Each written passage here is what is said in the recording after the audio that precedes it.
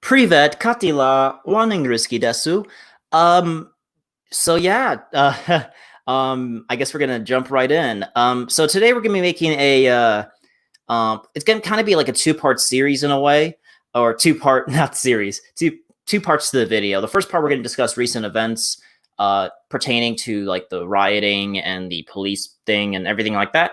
And then the second half of the video we'll discuss our personal experiences with nihilism and how we kind of got out of that nihilistic mindset, or at the very least, how we're finding ways to get out of it. Want to introduce yourself, Scotch? Sure. So I'm a political YouTuber and tweeter, although my Twitter account is a little more shit posty, a little less serious, a lot of hot takes on there. And I focus mostly on electoral politics, largely pertaining to Canada and the US, and some other subjects as well, some cultural matters. I've been trying to get a little bit more into like gaming and entertainment coverage lately. I've started dabbling in that, but I'm primarily, I guess in terms of the subject matter, I cover your standard YouTuber in this corner of YouTube: philosophy, culture, politics, economics, bits of stuff here and there. I was actually planning on, funnily enough, and I'd actually posted about this, I was planning on not retiring from internet commentary, but stepping back from it dramatically. And I guess over the last couple of days, I have been keeping myself in check. I've had a lot of posting restraint. I posted a lot less on Twitter. But I was planning on just kind of stepping back from it in a serious way. But then these recent events occurred. I'm in American City, almost burned to the ground, and I just couldn't look away anymore. It was getting too crazy. It's like a train wreck. I really didn't want to look at it. There's other stuff I'd rather look at if I had the impulse control to be able to look away, but I just can't look away at the moment. So here I am. I'm coming out of the semi-retirement that never happened. I've always felt like I've always wanted to just give up on everything, just kind of not give up, but like I'm gonna like disable all my social media, turn off throw away my laptop, and like just have like a flip phone with like my essential friends, and just like I just want to disable myself from everything. Yeah, I kind of wanted to do that. Like I was gonna keep my Twitter account. I posted, like, I made this kind of, I wrote on my phone in the notes app a long thing that couldn't fit into a tweet about like why I kind of want to step away from internet politics, and I posted that. And in that, I said that I want to keep Twitter simply because I've met some good friends on Twitter, and I want to keep in touch with them. Not everyone I've met and mingled with I consider a friend or a close friend or whatever, but there are people that I've gotten to know who I think it would be meaningful to keep up that contact with. So, yeah, ideally, in my opinion, if I maybe had more self-control or self-restraint, or just had more going on in my life. A problem right now is it's kind of hard to look away when not a heck of a lot's going on, when you don't have a job and don't have a ton of responsibilities in this world, like don't have kids or anything. It's kind of hard to stay away from these things. And that's my current position. Like, school's out. I'm finished university now. And I don't have a job because of coronavirus. Nobody's hiring. So I'm kind of just doing nothing. So I think that makes it more difficult. But I've loved the idea for a long time of keeping, internet access to be able to look things up that interest me, and keeping my phone, but keeping my contacts limited, employing some social minimalism, which is actually a subject I made a video about a long time ago, but it required a lot of editing, so I never released it. And, just kind of decluttering, in the information age, I guess you could say. But it gets hard, especially when these big sensationalist things happen, like what we're seeing right now. Like it's literally fires in this case, and it's very hard for human beings to look away when a fire is raging. That's just deep in our biology. So I don't really know what I'm going to do about it at the moment, but I do love the idea of decoupling from social media, because as I said in my Twitter post, I've said to myself from the start, since getting into internet politics, that there's no way I'm going to be doing this when I'm 35. Like, no way, no how am I going to be a 35-year-old guy and be dumping hours of my day into looking at Twitter. Like, I've just kind of set that rule for myself. So from that, I kind of figure, well, I might as well get started at some point. I might as well start that process of peeling myself away from it at some point. And I figure, I'm approaching 23 now, so it's probably a good time to, stop being an edgy internet kid. But we'll see how it goes. Hopefully, Yeah. I'm able to be successful at it. Yeah, for me, I've deactivated a ton of my other social media. Like I haven't been on Snapchat in like 2 or 3 years now. I've like I've the only things is like I use YouTube for like my political stuff. I use Twitter just to stay updated on politics, and then like Instagram is basically like the main thing I use for like keeping in touch with like my in real life friends and all that. But those are the only things I use. Like everything else have like deleted and everything. And I even with so all these like apps I'm trying to like kind of disengage from, and it's been working. I kind of think of one thing I've always been what you mentioned about trying to decouple from the internet. It's really hard because like for me, like my first time I got my computer was like when I was like I think like 10 or something, and it's just like my entire world. Like the only way I get it, like I can't even imagine a world without like how would you keep in touch in a world without the internet, right? And it's just so hard. It's just like I can't even imagine, but it must feel so much more. I guess it doesn't clutter your mind so much because you're not updated on every single little thing that's going on. Like I bet back in the day, like Right. like that woman in the park, and then I don't know, like that big thing. Like no one would have heard about it. That wouldn't have made the evening paper. That would have been a total non-story. It would have Yeah. affected nobody other than the people involved in that little exchange. Yeah, and so like I'm like halfway across the country from that area, and I would have never heard about it, and it probably would have been better for me, to be quite honest. So I feel like there is a virtue in like being minimalistic, and I feel like a lot of people are trying to fill their lives so much with material stuff that they have to kind of sit back and just kind of take life day by day in in its very simple parts, because usually Right. in the simplicity is where it's actually really beautiful. Yeah, no, I'm a little older than you. I'm like an elder Zoomer, kind of late millennial sort of range. And so I do vaguely remember the world before the internet. I didn't get my own personal computer until I was like 17. Now, mind you, I did have, you know, iPod touches and iPhones and all these other things with internet access before that. But I can sort of vaguely remember post-war, pre-internet North America from when I was very young.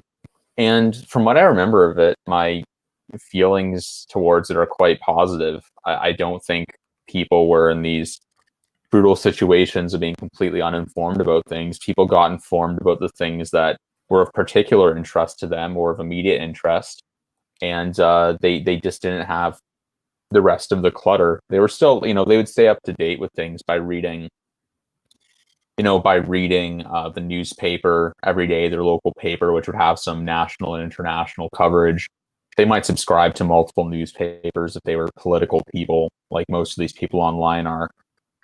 They'd watch the evening news, I guess, and then from there, you just watch whatever's on TV, and then you just talk to the people at work or school the next day about the same shows you all watched on TV at 9 p.m. or whatever it was, and your friends were just people that you'd met in real life. The whole phenomenon of making friends around the world just didn't exist unless you'd met those people at some point. That was a total non-existent thing. I guess the closest thing that we had, and I vaguely remember this, I remember some of the like grade sixes when I was in third grade were doing this, but there used to be pen pals. That was a big thing where like schools would organize, I remember that. these pen pal programs. I don't think I ever participated in one where you could kind of get to know somebody from around the world. But I guess what we have now is like a bunch of pen pals, people like us, right? Yeah. I guess it's an extension of that, but really most people were just friends with the people they happened to come across. And in some ways that was good because they were people you could always immediately hang out with. And I think you were more satisfied with your social circles in those situations. But on the downside, you didn't necessarily meet people that you have a ton in common with. Like your friends were usually people you had one or two things in common with, whereas now online, it's very easy to find people that you share almost all your interests with and who have very similar personalities to you. And I think one darker side of the internet is sometimes people, and I felt this a little bit myself, start to become a little bit disappointed by the people they know in real life because they wish they could just hang out with these perfectly curated groups of people that are located all over the globe, you know. Yeah. I But have you? Oh, one thing I want to ask when you were talking about how you have a hard time imagining the world before social media and the internet is: have you ever played the game Shenmue? No, I haven't. I'd recommend playing Shenmue because I played the three Shenmue games. The first two obviously were made in the late '90s, early 2000s, and the third one came out very recently and isn't very good. I'd even just recommend the first two. And I found it quite fascinating because it's very much like a life simulator. It's like an action game, thriller game meets life simulator, and it's set in 1980s Japan. The second one's in Hong Kong, and you have to like solve problems, solve mysteries, and I'm sure when they were developing the game in the 90s, they thought nothing of it at the time. It wasn't meant to be this period piece set in the deep past. Um, but it's really quite different from today. Like, it's really fascinating to play as a young person today because you get to see that if you wanted to find information, what you would do is you just go around the town and talk to people. You just ask random people until you get information you want. And then you have to use phone books and pay phones. And it was a very kind of socially integrated, sort of high trusting society. Everyone gets to know each other in this sort of mid-sized, in this neighborhood of this like mid-sized Japanese city. It's really quite a fascinating stimulation that I think young people, if they want a sense of what society used to be like, should check out.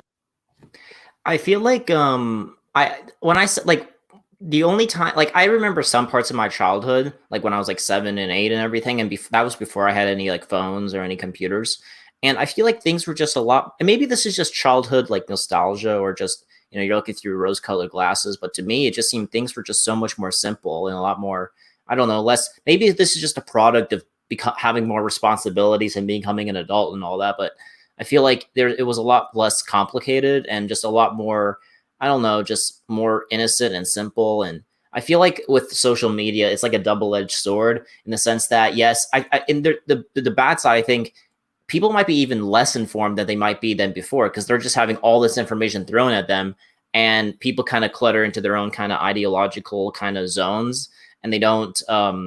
I feel like they sometimes they might be less informed than people who just kind of read it from the paper. Though on the other hand, people who are in power who could maybe use like people who, if they wanted to push a narrative through the newspapers and TV beforehand, people could have not figured it out because that's all they got their information from. But now there's like alternative media, and they could offer an alternative viewpoint, so it's kind of like a double-edged sword. I feel like a lot of I've been reading some comments on Reddit about these riots, and I think it's something I think kind of ties in both the nihilistic part we're going to talk about soon and also the recent events. People said like everyone's like pent up, all these. It's kind of like this is not like, I think one thing we could agree is that like people that are rioting in like like Atlanta, they're not doing it in the memory of George Floyd. That was just like a spark, and now it's like they're doing it because of like some vague notion of like being like oppressed and all that. It's kind of evolved away from that. Should we start talking about like the specific recent events? Yeah, sure. So as I touched on earlier, what's kind of drawn me back into the endless vacuumous pit that is internet politics is this crazy shit going down in the US. So I guess, as everyone probably knows, everyone watching this channel probably knows, there was that killing of George Floyd, a black guy, by a white cop in Minneapolis. You probably have all seen the footage. You probably all know the story. I don't know if there's any point recounting it. And as a result, basically buildings were set on fire. There was rioting. There was looting. Like, chaos ensued. And the police and local authorities just stood down and did nothing and let it happen. And what was weird about this case is, even though it appears to be a fairly obvious and fairly clear example of police brutality and police wrongdoing, everyone kind of agreed on it because it was easy to see the wrongdoing. So, conservatives were upset about it, liberals were upset about it, and it looked like there was going to inevitably be justice in this situation because everyone was on the same page. And even knowing that justice would probably be served in this case, they still decided to riot and cause mass destruction. And it was one of the worst riots. And I guess they're ongoing riots. It's some of the worst rioting that I think the United States has seen since the early 90s. It's totally out of control. It's unlike anything I've seen in my lifetime.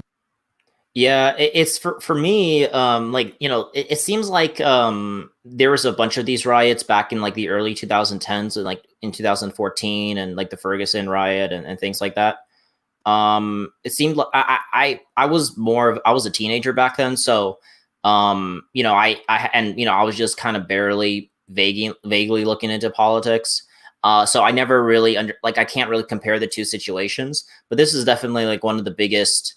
Now, to be kind of, I mean, I don't know how, it depends on your viewpoint, but I feel like, and everyone on my Instagram is like posting on their, and everyone on Twitter is like retweeting and posting on their stories, like, like, oh, like retweet, like this justice for George Floyd. And like, this is how you could be an anti-racist. This is how you could look for white supremacy. And like one picture I recommend is like, here's a socially acceptable form of white supremacy is like when you say that we're all like human beings, or like we're all like there's like you see past race or something like that, which is apparently like we can't. I thought that was like the goal, that we're going to judge each other by the content of our character, but apparently that's a white supremacist thing. So it seems like everyone is like posting about it, but I have a feeling that this is all going to like blow over in like 2 weeks time. I feel like everyone's gonna like, they're gonna post on their story thinking they're gonna be like marching on Washington, like this is them thinking they're gonna be part of some big movement, and then 2 weeks later it's all gonna, people are gonna riot, the riots are gonna get taken under control, I think. But in a few weeks time it's just gonna be just a memory hole, and it's not like it's gonna lead to anything like hugely socially transforming. At least that's what I think That's it is. possible. That's possible to me. It makes sense to me that this won't last more than 2 weeks. But Because at the same time, I think that there's a good case to be made that this time is different. You mentioned Ferguson just now, and I vaguely remember Ferguson. And from what I remember of Ferguson, there were some cop cars burned, but police stations weren't burned down.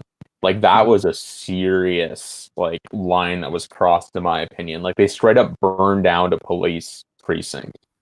Like that's some next level shit. Like that's literally stuff the US hasn't seen since the 90s. Like the Ferguson Baltimore rioting, nothing I ever saw out of that was could approach what's happened in Minneapolis. And I think precisely why more crazy stuff is happening is because people are emboldened.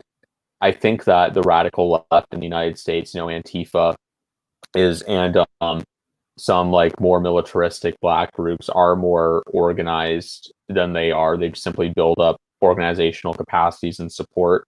I think the media has, since the Great Awakening, become much more permissive towards these groups. I think, SJW stuff in the mainstream certainly has gotten more popular, so they think this is all justified. And you're also ruled by two political parties that are far left on crime. People will think I'm crazy when I say this, but Trump is a radical leftist on criminal justice. When I say that, people think I'm insane, but he is. Like, if you were to put the Trump of 2020 with his policies and rhetoric around criminal justice in the 90s, he would be seen as like a far leftist, way to the left of like a Bill Clinton. Like Bill Clinton would never have tolerated this stuff. Democrat politicians, let alone Republican politicians, would have never tolerated this kind of behavior, this kind of rioting in the 90s, right? Like the LA riots were really bad, the Rodney King riots. They ended up sending in the military and like very toughly putting it down when it started getting out of control. And then following that, there was an era of the mass implementation of tough on crime policies, and everyone started getting really serious. Whereas I just don't see that kind of political appetite today. I think the left and the mainstream right is totally pandering to far left activists on criminal justice issues. Like Trump signed the First Step Act, which all the Republicans are boasting about, proving how not racist they are for letting a bunch of criminals out of jail. And it was literally a bill that involved releasing hundreds of domestic abusers and drug traffickers back on the streets. Like and then Republicans were celebrating this and putting it in their ads. It's totally a different world than we were in. I think even 8 or 10 years ago, it was totally different. I feel like a lot of these like Trump is I mentioned this in a lot of my tweets and all that. Like Trump is like there was a scoop from Ryan Gergusky and all that. He said that he got a scoop that Trump isn't trying to like be so forceful on the riots because he's apparently a big part of his election strategy was like gonna try to build like he's gonna try to get more minorities into voting for him. And like I don't think like best case scenario, this is like if I'm being optimistic, well, not bad. Like this is being optimistic. Trump's gonna get 10% of the black vote. That is an optimistic scenario. And every like time he's trying to pander to these rioters, he loses 2 to 3% of like the normal people vote, the people who like want law and order, who don't like rioting. And if he would have gotten so much more if he's like, this BS is not going to be tolerated. I'm going to send in the military, and then you don't have to like go on guns blazing. You go in, shoot them with rubber bullets, disperse them. And remember, I sent you a thing from Pat Buchanan where he said that the whole reason why the LA riots were squashed before it got even worse was because they were met with force that was rooted in injustice and backed by moral courage. And that's the only way. If they sense weakness, they're going to go after you. Like that they're like, oh, the police isn't going to stop me. Okay, well, I'll keep rioting. If they know that if they're going to riot, they're going to be like shot at, then they're not going to riot. This is just how civilizations are kept together, and you don't fall into anarchy. Yeah. The weakness of the Minneapolis police and their pathetic, weak, like sorry display of a man mayor has just been mind-boggling to me. They just let this happen. One thing it's unbelievable. Like, people are always like, imagine if black people or leftists invaded a government building. How would people react? Well, we saw how they reacted. They let them invade it and they let them burn it down. Like it's unbelievable. I mean, I get they didn't want to start a big thing, but when you get to the point where you have rioters burning down your law enforcement facilities, like that is a line, like you get involved there. Like you can't let them they're literal enemies of the state. That's terrorism.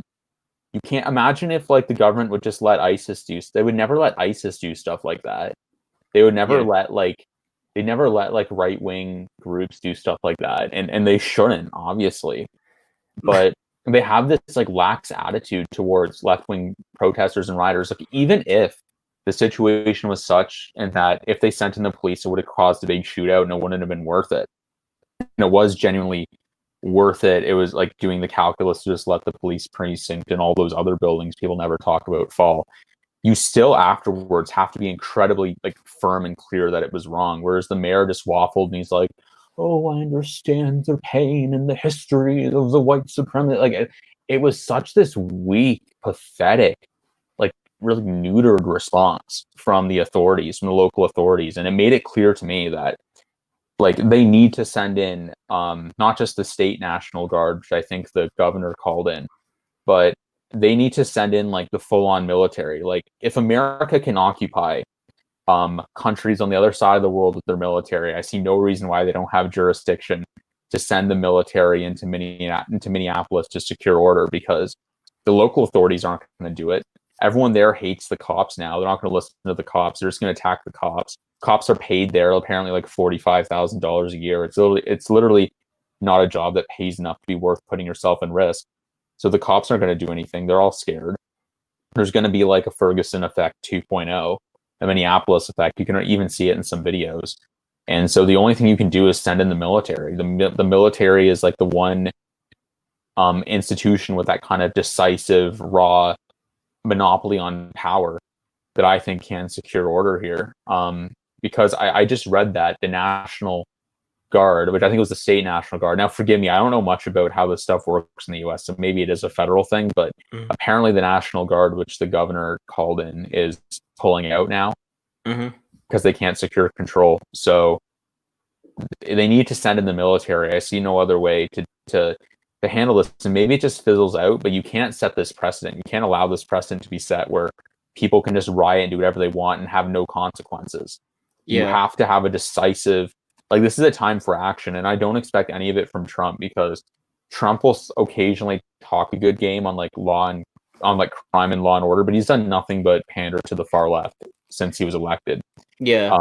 And he's not a decisive leader. He's not a man of action, if you will.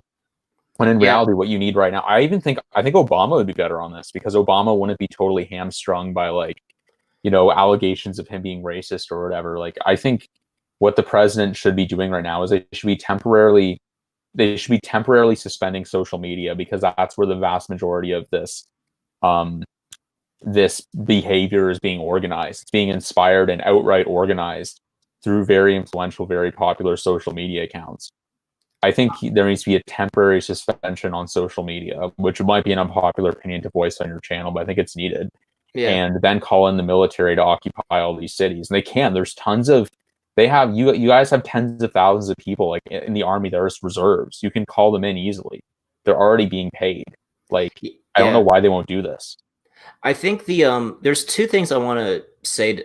There's one thing is I was talking to this guy. So the first thing is like, so everyone already agreed, like usually, as we mentioned before this stream, that like everyone always debates about like the ins and outs of the shooting, was it justified or not. This time everyone agreed it wasn't justified. So now the left is trying to justify the riots. And they're like, and the one thing I've always heard is, well, riots are the voice of the like oppressed or the unheard. Such a joke. And yeah, it's such a joke. So first of all, in a liberal democracy, you have every single avenue to express your grievances through voting, speaking, petitioning, et cetera, et cetera. And but to them, they you have to, like, it's whenever a police officer does something wrong, they get charged and prosecuted. Like the last time a police officer actually did do something unjustified, he got 20 years in prison. This guy's probably gonna get a lot, like about that amount of time as well. But we have to understand, they don't care about nuances. They're like, oh, one of our own was killed by a person, even though he was a career criminal and even if it wasn't, even if it's like he was like beating on the police, trying to like acting like a complete belligerent asshat. If in that case, it's like, oh, well, even when the police was in clear self-defense, they still like, oh, it's just the authority, this white police officer killed one of our own, so we're going to riot. And so yeah, they don't care about the details. Yeah, they're very quick to these kind of rash, raw, emotional responses and characterizations of what happened. And like for some of the people involved, for the more like kind of racial activist, Black Lives Matter quadrant, it is kind of like raw in-group tribalism. Like somebody of that group killed somebody of my group. It's an identitarian thing, but for a lot of people, these are like religious events, right? Like you saw after Ahmaud Arbery was killed, which whether or not he was actually the home invader was not a case of like an outright premeditated first degree racial murder. Like it's quite obvious. It was a situation where the father and the son were chasing him. The father went up to him and got in a struggle with him, and the son fired off some rounds. It was like idiotic vigilantism, but it clearly wasn't like a lynching or a first degree murder. It was a first degree murder, and the father wouldn't have gone over to the guy and started, jostling around with him while his son was firing off the rounds. Like the son easily could have shot his father as well, if you watch the footage. But these things immediately get characterized however kind of most fits this sort of like American civic religion that people have, and that's why they believe it. That's why they go along with it all. Like that Ahmaud Arbery thing, even though that was a weird case where it was actually kind of a lot grayer than it first appeared, like conservatives had decided, they must have conspired, all these like conservative Inc., Daily Wire, Turning Point, RNC people must have conspired and decided like this is going to be the epic historic moment when we prove that we're not racist and the Dems are the real racists or something. Yeah. And we're going to like go all in this, and this is our like historical canonical moment when we prove how great we are. And they decided on the story that turned out to be way more complicated, but none of them care. They're all standing by their earlier stances because nobody's going to call them out on it. Certainly the left isn't going to call them out on it. So even now, like all these like the conservative Inc. people, they're like, it was Antifa that was burning down the cities last night, and the left is like, it was the white supremacists that were burning the cities down. It's like you have to like think your eyes are like lying to you. Like if you like these were obviously people, and these people aren't doing like this was majority black riots, and then the small minority were a bunch of liberal progressive yuppies. And the thing is that the I think we're like pendulum swinging in a way. Back in the like the whole narrative, and this is kind of like you have to kind of look back. I think the whole reason why conservatives are now getting on board, because the left has been pushing this window, is that America is just institutionally racist. Our criminal justice is racist, and we've imprisoned too many people. So this is something that everyone like agree. This is like just something that everyone agrees on, and because of that, and this is when you give so you have to first of all rip out root and stem the idea that like, because if you look at it through the minds of a like, remember after the Ahmaud Arbery case, LeBron James, the multimillionaire who became like this millionaire because he dribbles balls, he says he's like, we're being hunted down, like legitimately they think that like they're like these people think that they're in any moment like a Ku Klux Klan is gonna like run up with in the cavalry and like lynch them on the spot. Like they legitimately think like America's gonna like there's like roving bands of people are gonna like kill them, the police are gonna kill them, and like everyone's there to get them. And like legit, like there's this like tweet on Twitter, like we got like hundreds of thousands of likes and retweets are like, it's not all right when we're protesting our own genocide. Yeah, Like, it's ridiculous. And there's nothing, and this is religion because you can't criticize. This is like doctrine for them because if you criticize it, you're met with like this like harsh emotional like hatred and venom when you bring up counterpoints. Like, again, the fact is, like, what was the stat? Something like 9 unarmed black men are killed by cops every year. 9 in a country of 350 million people. And some of those cases are genuinely wrong, but like, why are you making a social movement based on anecdotes? Like, people forget how friggin' big the United States is. The United States is like 50. It has 50 states that are all the size of a lot of countries around the world. It's like you're talking about like 50 countries, and occasionally somebody gets wrongfully killed by the cops is not a good reason to like seriously overhaul the institutions and character of the country and to burn some of the country's great cities. Like, it's not statistically, logically, empirically, like there's nothing rational to it. And when you say that, people get really mad, but it's just the truth. Like, there's no justification for this. All the actual stats and data, a lot of, especially both liberals and conservatives, say they're all about the facts. They're all about the data and the science. Like, none of it backs up what they're saying, though. Like, the idea that there's a genocide against black people in America is absurd. If there was a genocide, they would have used this police precinct being burned down as a justification. Why am I forgetting the name of it? When they burned down when the communists or whatever burned the parliament in Germany. Oh yeah, the Reichstag fire. They would have used it like the Nazis used the Reichstag fire. And if there was a genocide, there wouldn't be more black people killing white people than the other way around. Like, I'm not saying you should be suspicious of any race of people, because you shouldn't be. It's still extremely rare. But like, the point is, the other situation of white people killing black people is even rarer. Like, it's just pointlessly inflaming racial tensions and making people distrusting and suspicious of each other in a really harmful way for a diverse nation. You just can't do that, and still have your nation remain coherent and trusting. Yeah, I feel like the this whole I think you put the nail on the head that this is just for judging like every single person, like even people who are never political, like every single person who who was in my like high school class and is in my college, they're all posting like Black Lives Matter and we have to combat white supremacy. This is how you can be anti. So the religion, the idea is like, it's just a given that black people are oppressed in America. This is just a given.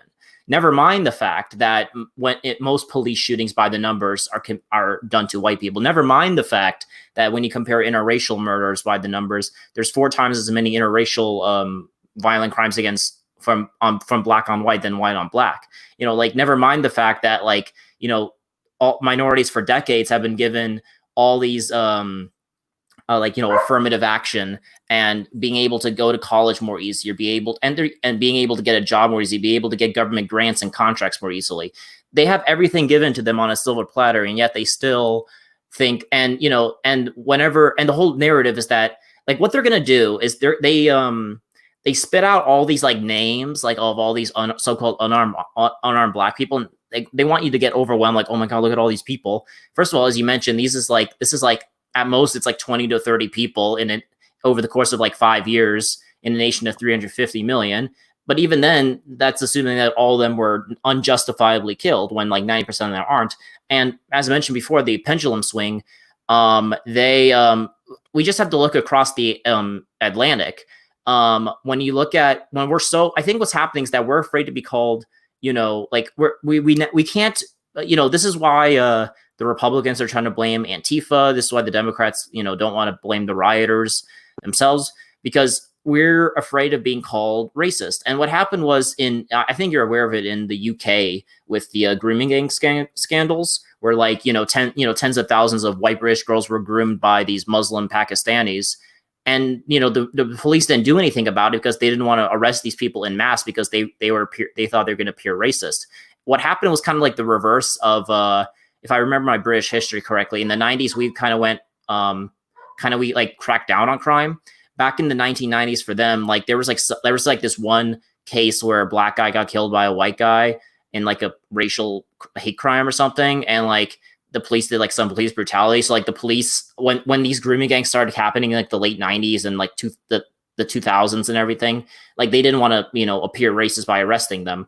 And so, and then what happened in Germany during the Cologne thing, where hundreds of women during the New Year's thing were like molested and like robbed, and the police didn't want to like go after it because they were like, oh, they didn't want to release that. They were trying to like hamper down the story because all the perpetrators were North African migrants.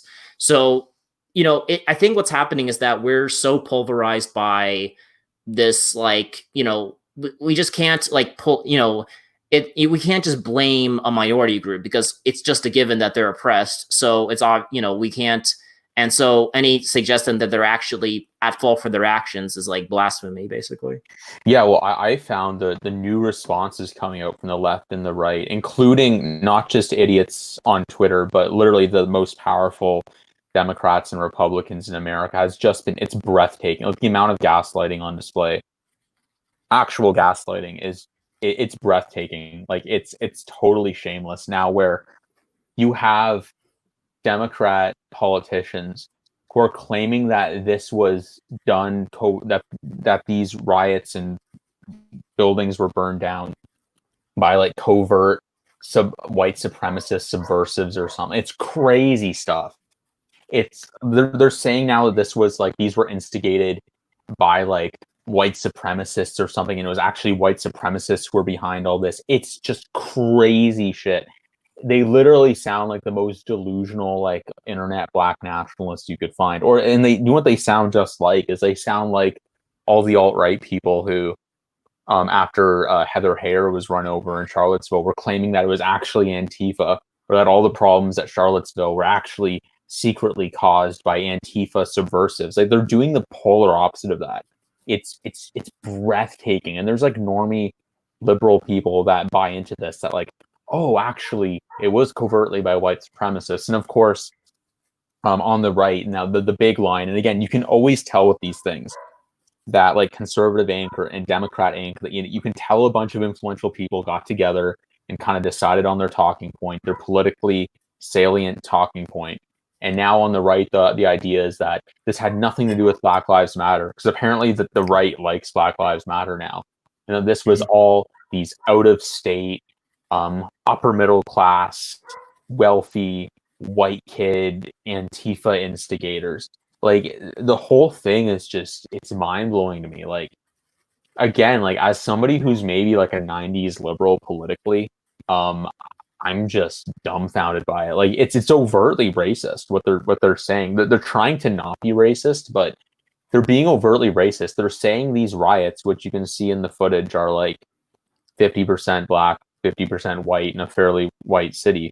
They're basically just trying to say like it had nothing to do with black people, and it was just white people's fault, whether them be on the left or the right.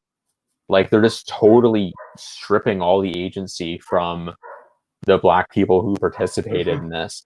And I don't even want to say the Black community because it's not a monolith. And like, I'm sure there's a lot of Black people that aren't very happy about all the rioting occurring at their businesses and neighborhoods.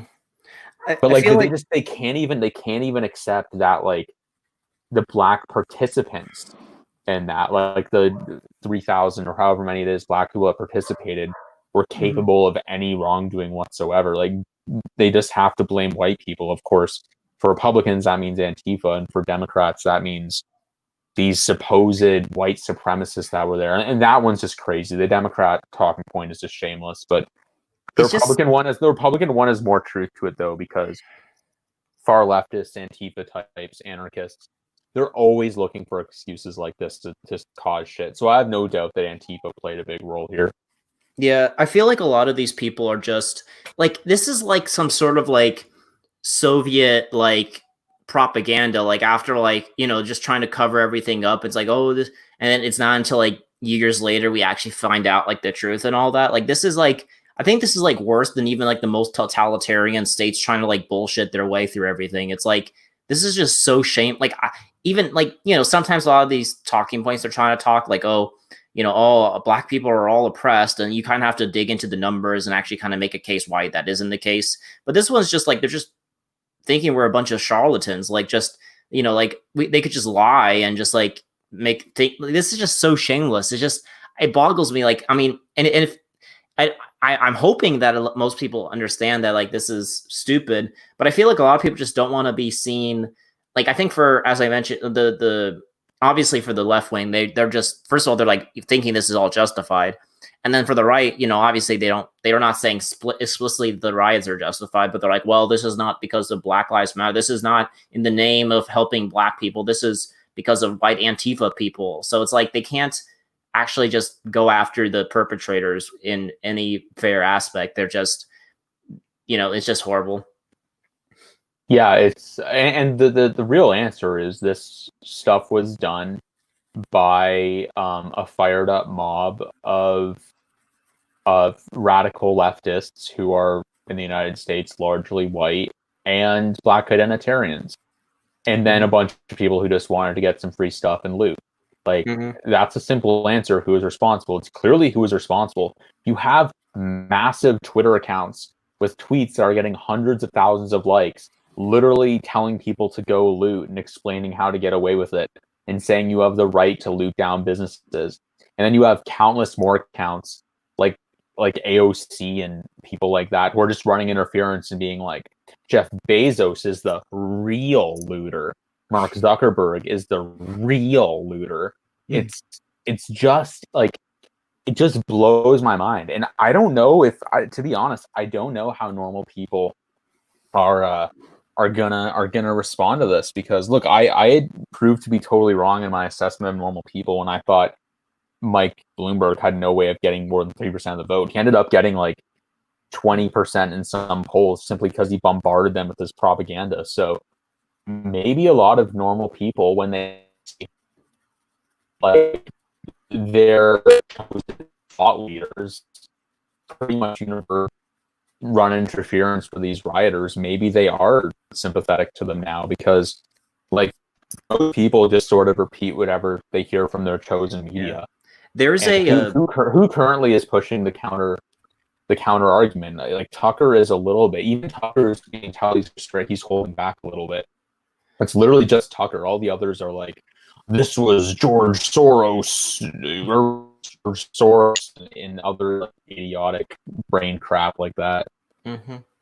I feel like a lot of these people are there's a term, a guy named Devin Stack from Blackpilled. He said that, you know, in every society, no matter what form it goes by, either it be a, you know, just a norm, like a liberal democracy, a authoritarian one, or a, you know, there's going to be, you know, the NPC meme that the right, you know, that came out of the, like a few, I love that meme. Yeah. So, but there's always going to be NPCs. There's going to be people who are not politically engaged, who just kind of go about their lives, but they just take in whatever, you know, what's going throughout this ecosystem. And basically the people who, there's a small 10, 15% of the population who actually are like, who go into power, who get in control of the political institutions and the media and everything, and they set the stage and they set the platform, and they're like, hey, it's just, black people are oppressed and murdered by police in broad daylight, and then all the NPCs are like, oh, I guess that's right.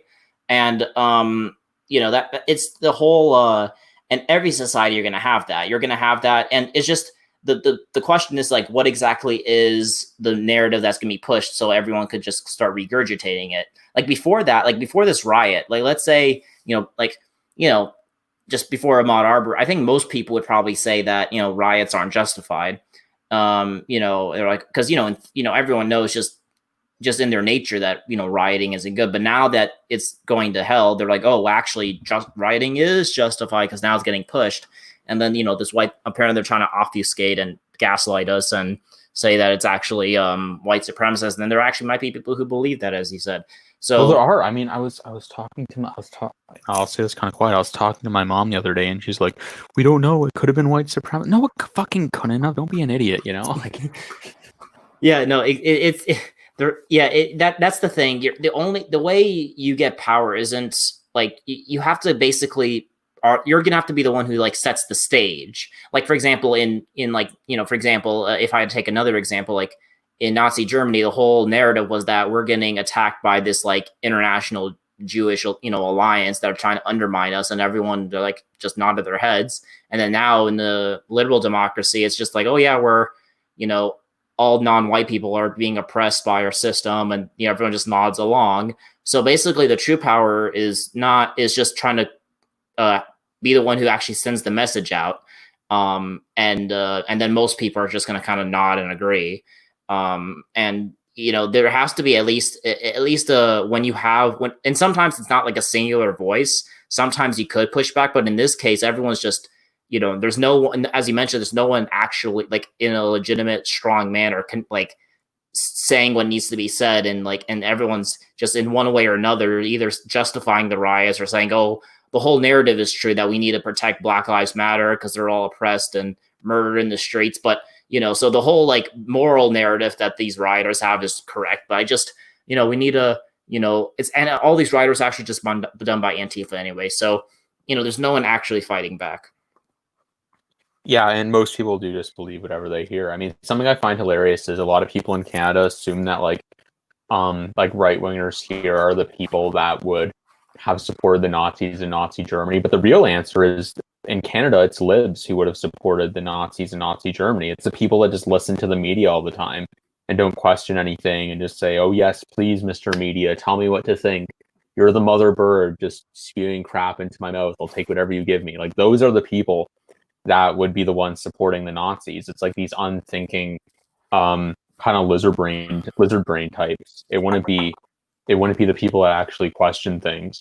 Yeah, and that's just most people in civilization, I think. But because most people aren't. I think we sometimes forget this because a big part of our kind of like hobby, you could say, is like engaging in politics.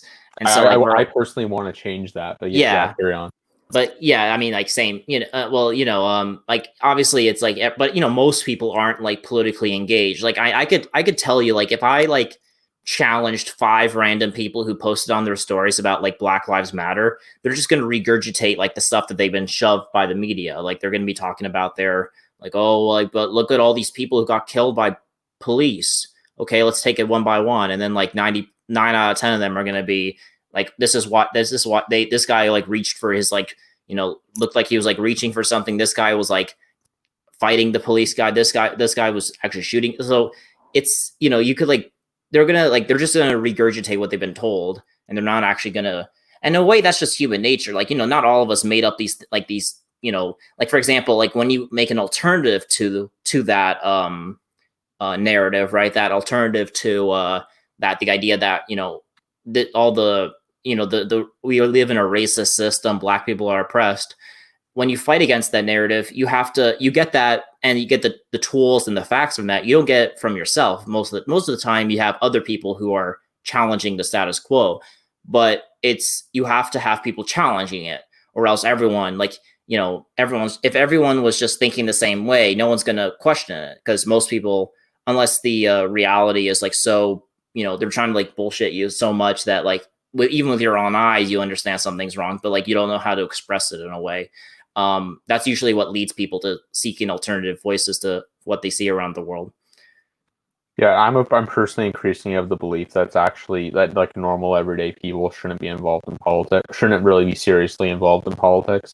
That like it's not productive or healthy for society for most people to be these overtly political, like quasi Asperger's types who are like constantly following everything and achieving nothing while doing so. And like, I'm just of the belief that most people shouldn't be political, actually.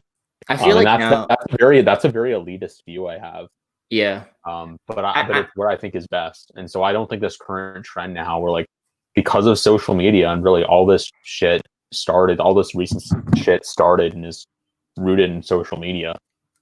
yeah, Like I don't think all this crap now where like everyone's political now, like where every girl's putting on her Instagram like this, that, and whatever, just stuff they hear from who are in many cases very cynical and nefarious thought leaders. I think it's incredibly harmful, and I wish when I was younger and more political, I was always mad that other people didn't want to talk about politics. This was maybe back in like 2014.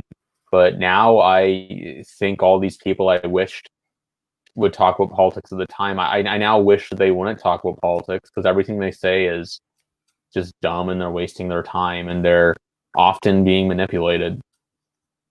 yeah, I feel like a lot of these people are um um there. I actually agree with you. I sometimes question, like, I think that democracy is I think that there needs to be a way people have a say in the at least as a way that the people in charge can understand that the people are being like mad or have frustrations. But like I feel like, if we're gonna like, I think most things, like, there should be just like, you know like, people in power shouldn't, like, we should have like experts in charge. And I understand that could be like abused, and like you could ask like who are the experts, but like ideally, like, I don't want like the people deciding what exactly we should go for. Like, if, like, for example, I have certain virtues that I and certain, like, like, for example, if I was the leader of Denmark, right?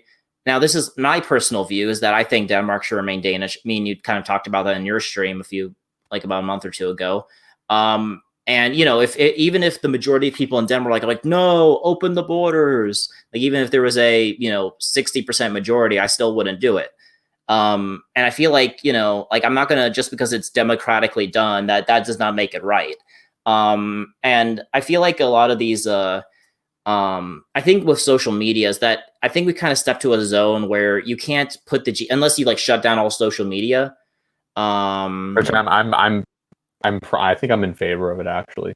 Yeah, because I feel like a lot of the a lot of these people are with social media, people are given, like, everyone's given like a microphone to voice their own needs. Like, all you have to do is just type it all out.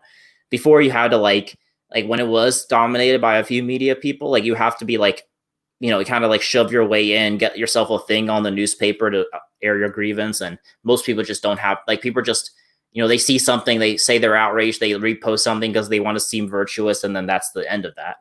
And then besides that, but now, like, that's what allows everyone to do that. Beforehand, people just kind of didn't have to know about the world. And in a way, I think, as we mentioned before, I'm going to butcher the word because I still can't pronounce it, but ignorance is bliss and all that. Like, and I think that's true. I think it's actually good sometimes that people just don't know everything there is to know about the world. Totally. Yeah. I'm just looking at what's trending on Twitter right now. Apparently, protesters knocked down some White House barricades. Oh yeah. Last night they broke down the barricades, and the only people that were stopping the people from running into the White House were the Secret Service. Jesus. Yeah. So Again, this is straight up like terrorism. Like these rioters are enemies of the state, enemies of the people, enemies of the nation. Like I don't know why they aren't cracking down way harder. Like something, and if some people consider this kind of an edgier view I have. I don't get why there's like this huge discrepancy in people's mind between like foreign terrorists and security threats and domestic security threats. Like they're like the law enforcement always acts so much weaker towards the domestic threats and the international stuff. Like ISIS might bomb a building, so now we're going to spend like tens of billions of dollars on an operation on the other side of the world to fight them. And I'm in favor of that personally, but like they're willing to do that, but they're not willing to spend like a few million on like a clear and present domestic security threat. It just makes no sense to me.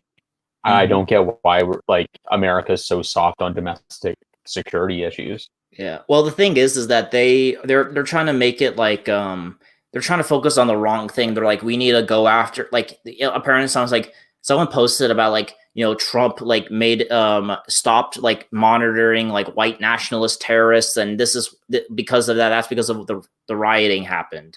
Like that. The thing is that whenever they try to go domestically, they're like focusing on the wrong thing. Like there's a few statistics I found that if the only people who were in America were like say if all of America was just white Americans, the gun crime rate would be about on par with like Europe. And the whole reason why we're so, even with us having more guns per capita than Europe, that's because the reason why we have so much gun crime is because of the gangs in the inner cities, and then also the like the cartels from the south. So it seems there, but you can't if you actually said we're gonna crack down on gun crime. It's like there's a meme I found. It's like a girl's like, we need to do something about gun crime, and it's like, okay, well, first let's look at the people who commit all the gun crime. It's like, well, actually, wait, no, let's stop about it. And obviously, I'm not, if it's a white criminal, you go after them, but the thing is that people can't seem to understand that the reason why there's more people in jail who are black, and why most people who get in a tussle with the police are blacks, because they commit most of the crime, and people just can't accept that. You can't accept, because they're not programmed by the system to actually accept that. They can't accept that. Oh, if you want to crack down on crime, and if you crack down on crime and you crack down on the people who commit all of it, you're going to arrest a lot of black people. They just can't see it like that, because then that goes against the idea of that just black people are just arrested for no reason and hunted down. Yep, it's all pretty dumb and transparently dumb, and kind of infuriating what we're seeing here. So do you want to talk about some of the other stuff we're planning on? Yeah, so we could go on. Yeah, we could go to the second part about I'm gonna make a video about all this what we just talked about. Basically, I made like an off the cuff video just now, not now, but like yesterday. But yeah, we could talk. The second part of this, we could talk about our own personal stories on nihilism. Well, I just want to respond to something in the chat on my point about shutting down social media. Charlemagne says if you shut down all social media, then the right would be screwed. That's not true, I don't think, because when there was no social media, the right was arguably much more effective. And also, when you look at social media, it's overwhelmingly being used to amplify like far left or, uber liberal opinions. Like, compare the tweets supporting the riots to the tweets opposing the riots, and you can see vastly different metrics on those. And I also am not even really a part of the right, so I'm not that worried about the performance of the right. So I just think it's in the interest of society for there not to be social media, because it's almost always, I think it's almost always a destructive force. It harms our interpersonal relations, and it's been toxic for our politics. I think also he vastly overestimates how good, how important social media is for the right, because I've noticed like the right wing, what he would identify as like the truly right wing internet communities are really friggin' small. Like they're not creating mass movements or anything. One thing I'll side with Charlemagne on is that, like, if we only went on, like, let's say we shut down social media, because like social media, we're not just talking like Twitter, like YouTube and things like that nature, right? Just all of it, Google, alternative sites and all that. If we didn't have that, now obviously, if you look at what's going on with the media, like CNN, let's say someone turned on CNN, because that's usually like when people think is a regular news thing, is they're gonna see that like, the mayor said that like all the people who rioted were a bunch of white supremacists, and then they're gonna go to the president press like this was Antifa, and so I think if I had to go with Charlemagne, But all that rhetoric is being driven by these social media mobs they're seeing. The reason why Trump and the Democrats are taking these positions and why the mainstream media is bending to these positions is because they go on their social medias, which everyone's being brainwashed by on some level because they're getting constant exposure, and they're being influenced by the mob, and they're pandering to the mob. Like that's why all these Democrats. I think a big reason the Democrats have moved like far left over the last 5 years is because they see the loud voices. They get the 100,000 likes on their tweets on social media are overwhelmingly these like really left wing people. I think also that though also like for example like the Rodney King riot, this was before the internet even, I believe. So I think that a lot of these things would be um these riots probably are like especially for Minneapolis. I think they would have um I think it's kind of like both of you guys are right in the sense that I think social media just makes it quicker, but like I feel like because even in like Raleigh King case with I think the LA riot was the largest riot in US history. This was before internet and social media, and they still managed to like kill like dozens of people, and like 10,000 people got arrested, and like $1 billion in property damage was done. And so all of that is, I feel like, this was before social media. So I feel like, so I think even if we shut down, and I think with social media, this gives people to push back against like people saying, hey, this was, because then if you just let the major newspapers and major, internet, the major media conglomerates talk, they're going to push the far left media. Now, maybe it's a feedback loop, right?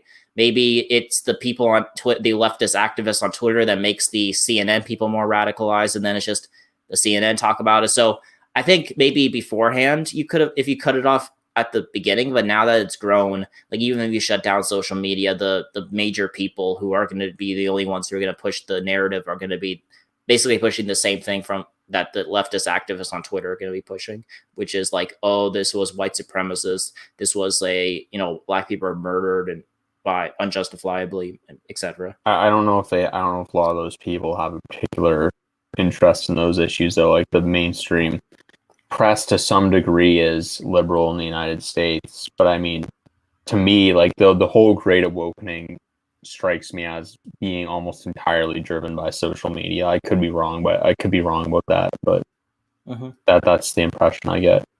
Yeah. So do you want to move on to the nihilism part? Yeah, sure. I don't know what like specifically we're gonna talk about with respects to nihilism, but if you want to pose some thoughts or questions, then I'll happily insert my own to your prompts. One thing I wanted to say, now that this is kind of a bridge, but I feel like a lot of this is just people now, they don't have jobs, the stimulus checks they got ran out, they've been pent up for a few months, they've all this frustration's building up, it's like a volcano, all the pressure, and then just eventually it explodes. And I feel like this is like a lot of people just don't my dad made a good point a few weeks ago. He I was talking to him, and he said, back in because he's pretty old actually. He was born like in the 50s and all that. And he said, back in my day, like people like they didn't, a lot of these people like these like ethnic national, the like Antifa and Black Lives Matter, and all these people want to be part of they want to be part of like a social progressive move, like they're going to be marching on Washington with Dr. King, and because that's just how they get purpose in their lives. Their purpose, because back in the day, what people got purpose out of was things that were civilization, so that actually helped civilization. Things like taking care of family, going to church, being part of like a bunch of community like things. You're part of a trade union, you're part of like some local clubs, and these things like helped you as an individual and actually helped society and made you a civilized person and actually helped the country.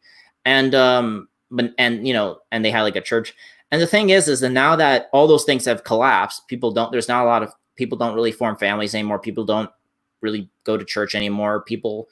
There's not really a civil society anymore. And now what people want to fill that hole in their hearts with is like base is just like, you know, they want to be part of like some like civil rights march. They're gonna like, we're gonna like, all the white women are like, instead of like finding purpose in through church and community and family, their thing is like, we're gonna like help the poor innocent black people who are getting shot all the time, and this is like their purpose in life. And I feel like this nihil, because you can't, I think one thing I mentioned in my defeating the nihilism video is that it is impossible to like be human and live nihilistically, because even if you accept the premise of nihilism, that being that that there is no like meaning to life, there's no objective right or wrong, things just, you know, this is all meaningless, right? um no one lives like that though. Like you could philosophically believe that maybe life doesn't have an objective meaning, but you don't live like it does though. And so it's almost no one. And when you let people live nihilistically, they're gonna act nihilistically in the form of antisocial behavior, which is why I think this is why we see a lot of people. It's a lot more tension filled and a lot more tribal than it was before.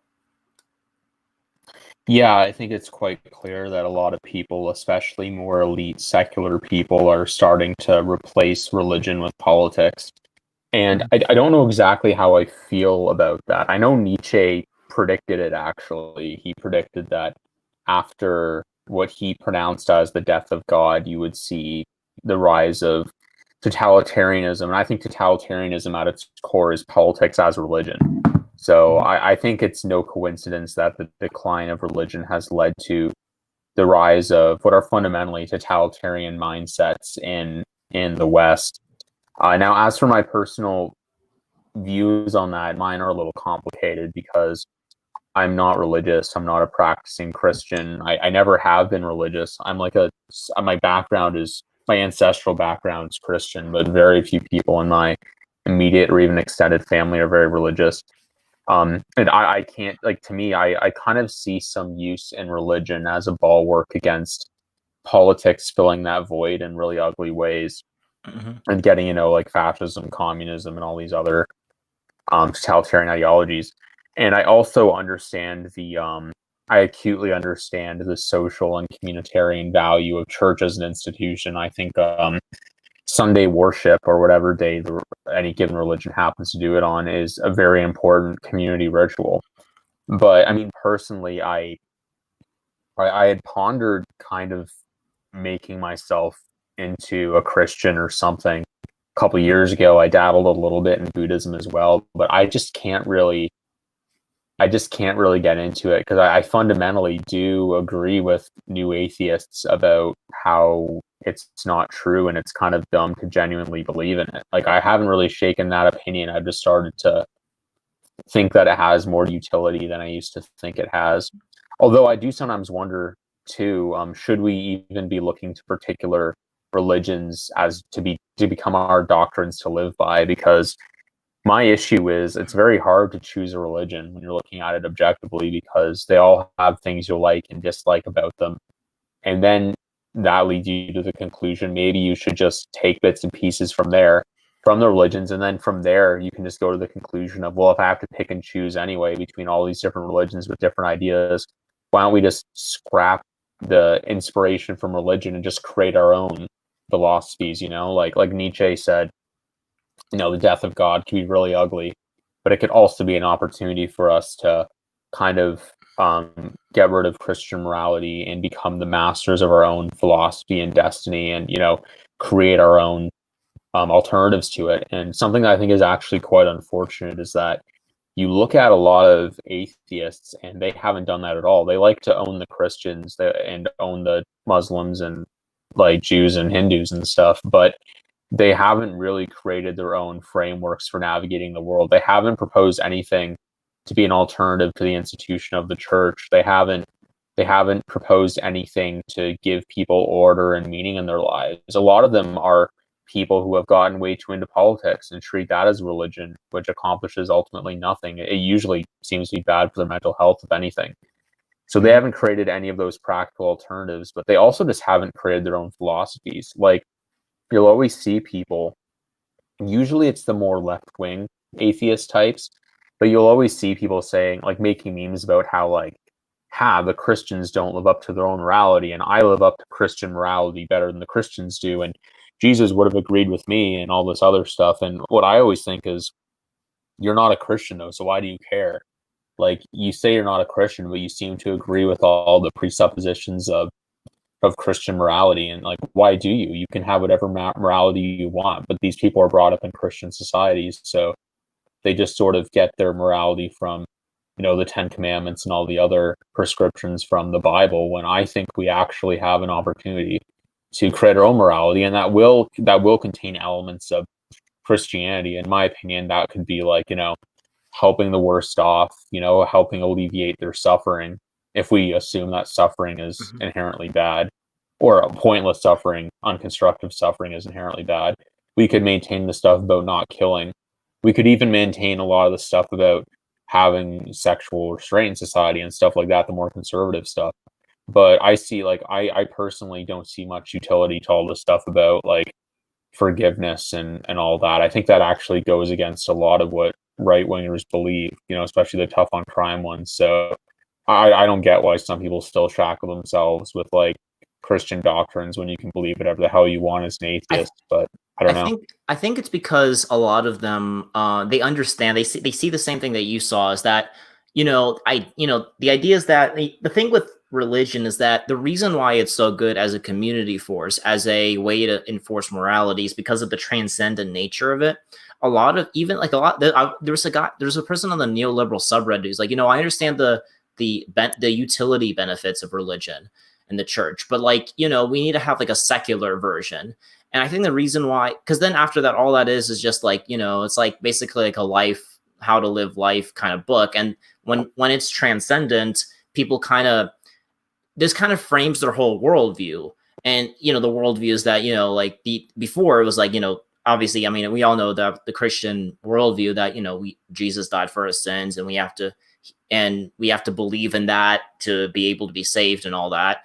And here are the prescriptions that he says to how to live as a good Christian. And so when you believe in that kind of divinity, then it kind of takes over your whole life, and it's less of a just a, because if someone gives you like, hey, here's an inspirational like philosophy book from this like public speaker, maybe you'll read it, maybe get something out of it, but ultimately it's not going to shape your whole life. It might, maybe help you get over maybe a problem, but like the thing with the church before is that it served as like because I think with all humans, we're always searching for something like immaterial. Like, we're not always like these materialistic animals. We want a spiritual purpose to our lives. Like, what's the whole purpose of this all?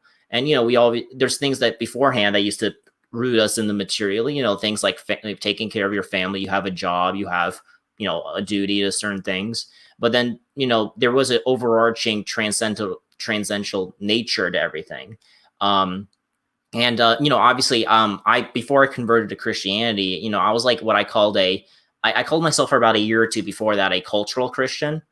um and basically basically what that means is that, like, I'm basically an atheist, but like I believe basically the church should have power, and like not power as in like like control everything, but like it should have an important role in society. And I think people being religious is good.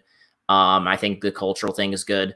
I just didn't really believe it myself, and then I just finally, and that's a whole other story. But like, that's kind of how I viewed it. Like, I think it's kind of like the same thing that you viewed it in a way. Yeah, um and I would say though, just a point, I want to finish just this point here, but Stephen Michael Davis actually, okay, just popped up on the screen. He yeah. just asked if he can join. Yeah, So do you I don't want know if him you to saw join? that. Yeah, sure. Yeah, Alrighty, I'll invite him. yeah. I'll just oh yeah, I just wanted to ask, like, are you a practicing Christian? Yeah, so yeah, about last November I converted to Christianity. I made a video about it, about kind of how I converted and all that.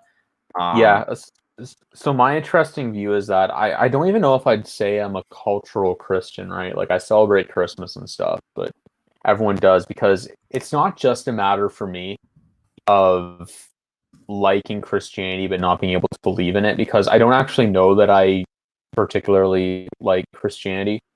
mhm, I know I like aspects of it, and I understand that it can have an important purpose in a society, and I mhm. don't think it's the worst religion. I don't know if it's the best one either, but um, like, I do have serious issues with it. Like, some of the prescriptions that have indeed been followed through on. throughout history, I think, have been incredibly destructive.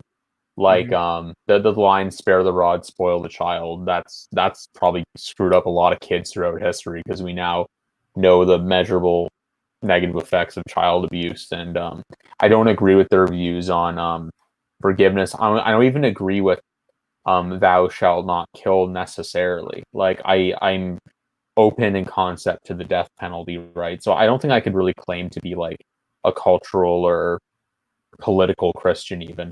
Like I agree with them on abortion, but that's for my own just secular reasons of thinking that it's kind of messed up.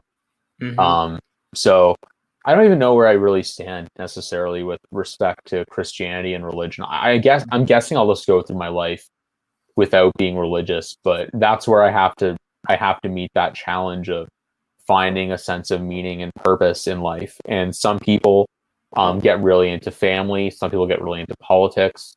I think both of those things can provide meaning. Although the issue with family is you could end up having a family that you can end up having a kid that you don't like that much, or that doesn't really need much attention. A family can't be your whole life. It's just one small part of your life. And as for politics, we already talked about how that can be destructive. And so the alternatives usually are creating your own kind of mission in life that doesn't fit one of those narrow categories. Or what a lot of atheists do is they just become hedonists. Like that is very much a real thing. A lot of atheists, again, the ones who still subscribe to Christian morality despite claiming not to, will always say like, "Oh no, atheists aren't hedonistic," but some of them are. Some of them decide that what they want in life is a life of just pleasure and fun. Like, they become dinks, basically, double income, no kids. They become like those kind of boomer Gen Xer, upper middle class, travel the world, smoke pot in your 50s. Yeah, those types of people. Yeah, they become those types of people basically. I I don't really judge that as harshly as I used to, because I think I think that being an overly political person isn't entirely virtuous. And I also think that, people shouldn't necessarily have to, have these big families to create a sense of meaning. Yeah. I have definitely softened on that from where I used to be. I think for me is that as someone who is more like socially conservative and cultural conservative, there is certain, like, when people try to express their, how to express their lives, there's certain actions and things that people go about that actually help civilization and things that don't. When you have a civilization that's so focused on their own personal hedonistic, they don't care about the collective, they don't care about, they don't have any stake in the future. Like, well, I'll be just bones by then, so who cares? And that's how you destroy. There's certain like actions that people go that make or break civilizations. So in a cultural, and so for me, there, people challenging their meaning in life to being, there's certain institutions that help, and there's certain institutions that don't. And if you become some like, someone who like maybe impregnates makes 5 single mothers, and has like 6 bastard children, and then like you're just some drug addict, like you're not, that if a bunch of people take that lifestyle, you have a worse civilization than people who actually like create family and actually create that, and be able to, I'm not going to force everyone to be a family man, right? But there's certain actions that create order, and others that don't. Steve just came into so I'm going to add him. What's up, guys? Hey, Steve, what's up? Hey. Nothing. What's up with you guys? We've been talking about a lot of things. Yeah, I've been listening. Sweet. When did you start like get in and everything? 10 minutes ago. Oh, 10 minutes ago. Yeah. Yeah. We about 10 minutes ago, we kind of mirrored to our second topic about nihilism. The first thing we were talking about was the whole riots and all that. So Scotch, what do you think? How should we interwoven Steve into all this? Just one point I should maybe raise is I have about 25 minutes left. I just got a text from my dad about dinner, so I can I still have a good 25 minutes, but just a heads up on that point. Can I rant for a second? Is that okay? Yeah, sure. Yeah, okay. Sure. So, well, it has to do with both. Whenever something really bad happens, like we have cities burning down, and tons of people unemployed because of a pandemic and a global crisis like we're in now, there's a certain set of people who take a sort of passive glee in that. They don't want it to happen to them or anything like that, but they like observing it from afar because they think that the current way we do things is so awful that it really needs to be destroyed. And the faster we destroy it, the better. And these people are like, man, let me tell you something. I know how it really works. Everything's totally fucked. And then I could hear TJ, the amazing atheist, in that voice. you might be onto something. But yeah, and like, so the faster they see it destroyed, the happier they are. Of course, they never think it's going to happen to them.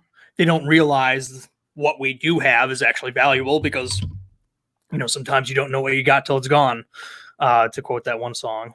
But I think there's this tear it all down impulse in our culture that thinks that our institutions and everything else are just worthless. And it's because people don't know how good we really have it in the grand scheme of things. And I understand that a lot of people are struggling right now, especially as of recent events.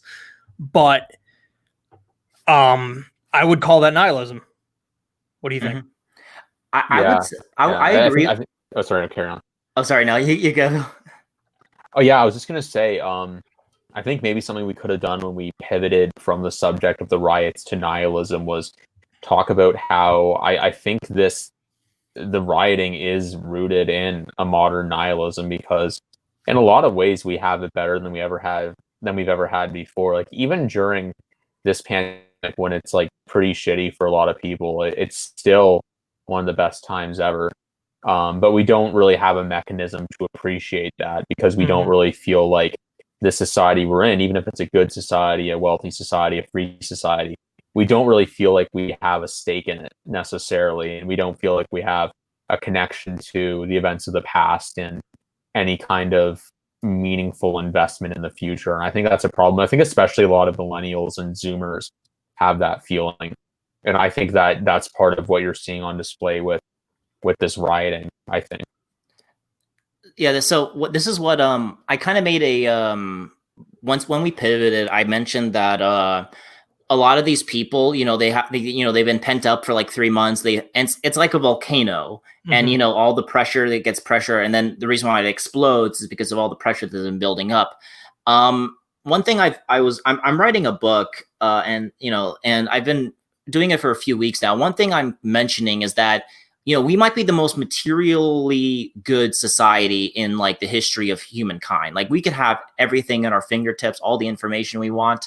But one thing I think people miss is that there's a spiritual element.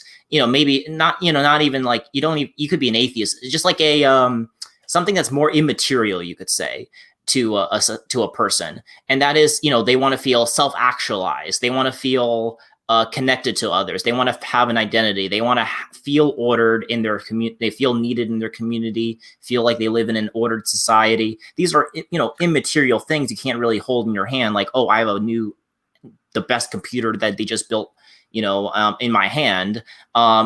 This is more immaterial things. And I would argue that I think the reason why there's about nihilism, a lot of these, everyone's like, they're like seeing all this because it's something interesting in their lives. All throughout their lives, there's nothing going on. They don't have anything going for them.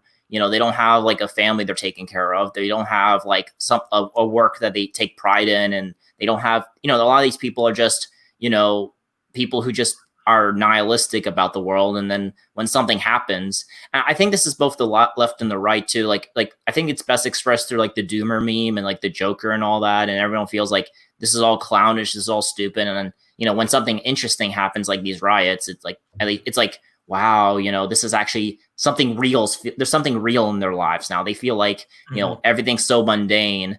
And one thing, a philosophy I follow in life is only through hell will we find heaven. The idea about that is that in my personal life, when things are handed to you, when things are just old, like if every day was a great day, then it's just normal. And, you have to go through bad days to understand the as you mentioned, Steve, you don't know what you have until you lose it.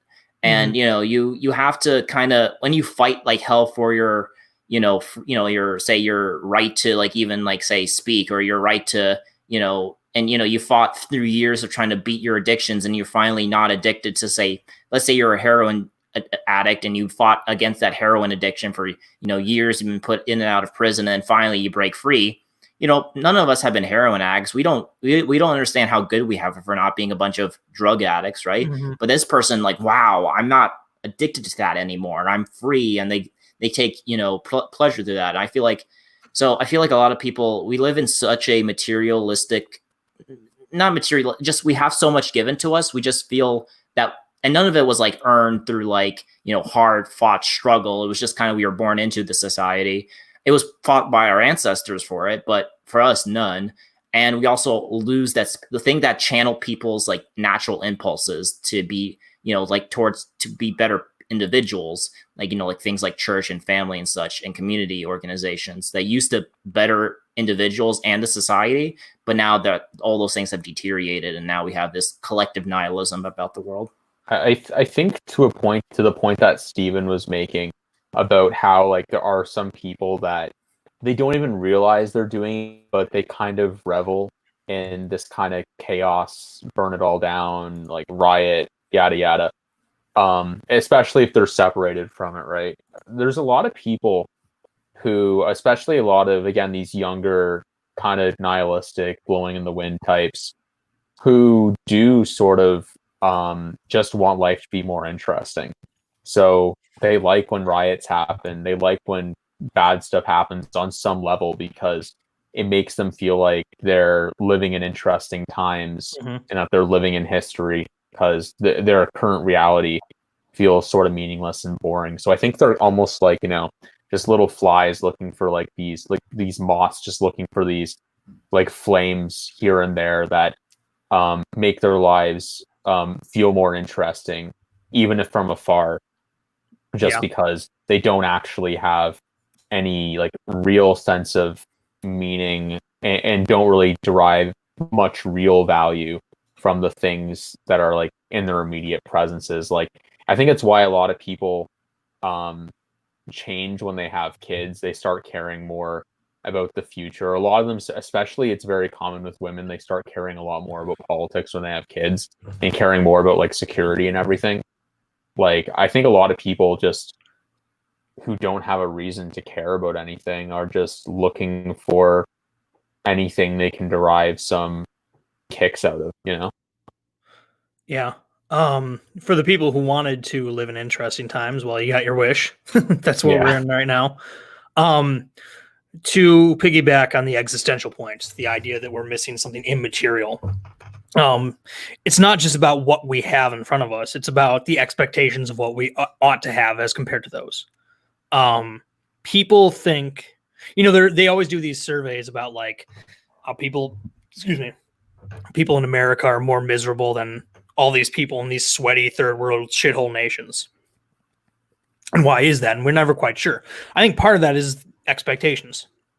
People in those, those nations, that unenviable nations, I'll call them charitably, they have lives of hard work and not much to do, or like, for recreation or anything like that. Most of their jobs are just toiling.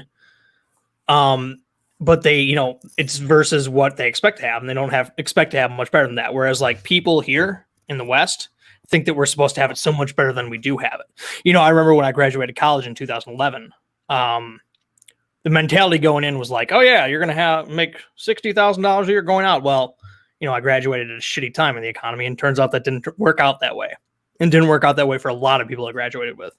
I think there's sort of a collective idea that we've been shorted. Somebody's robbed us of what we were due.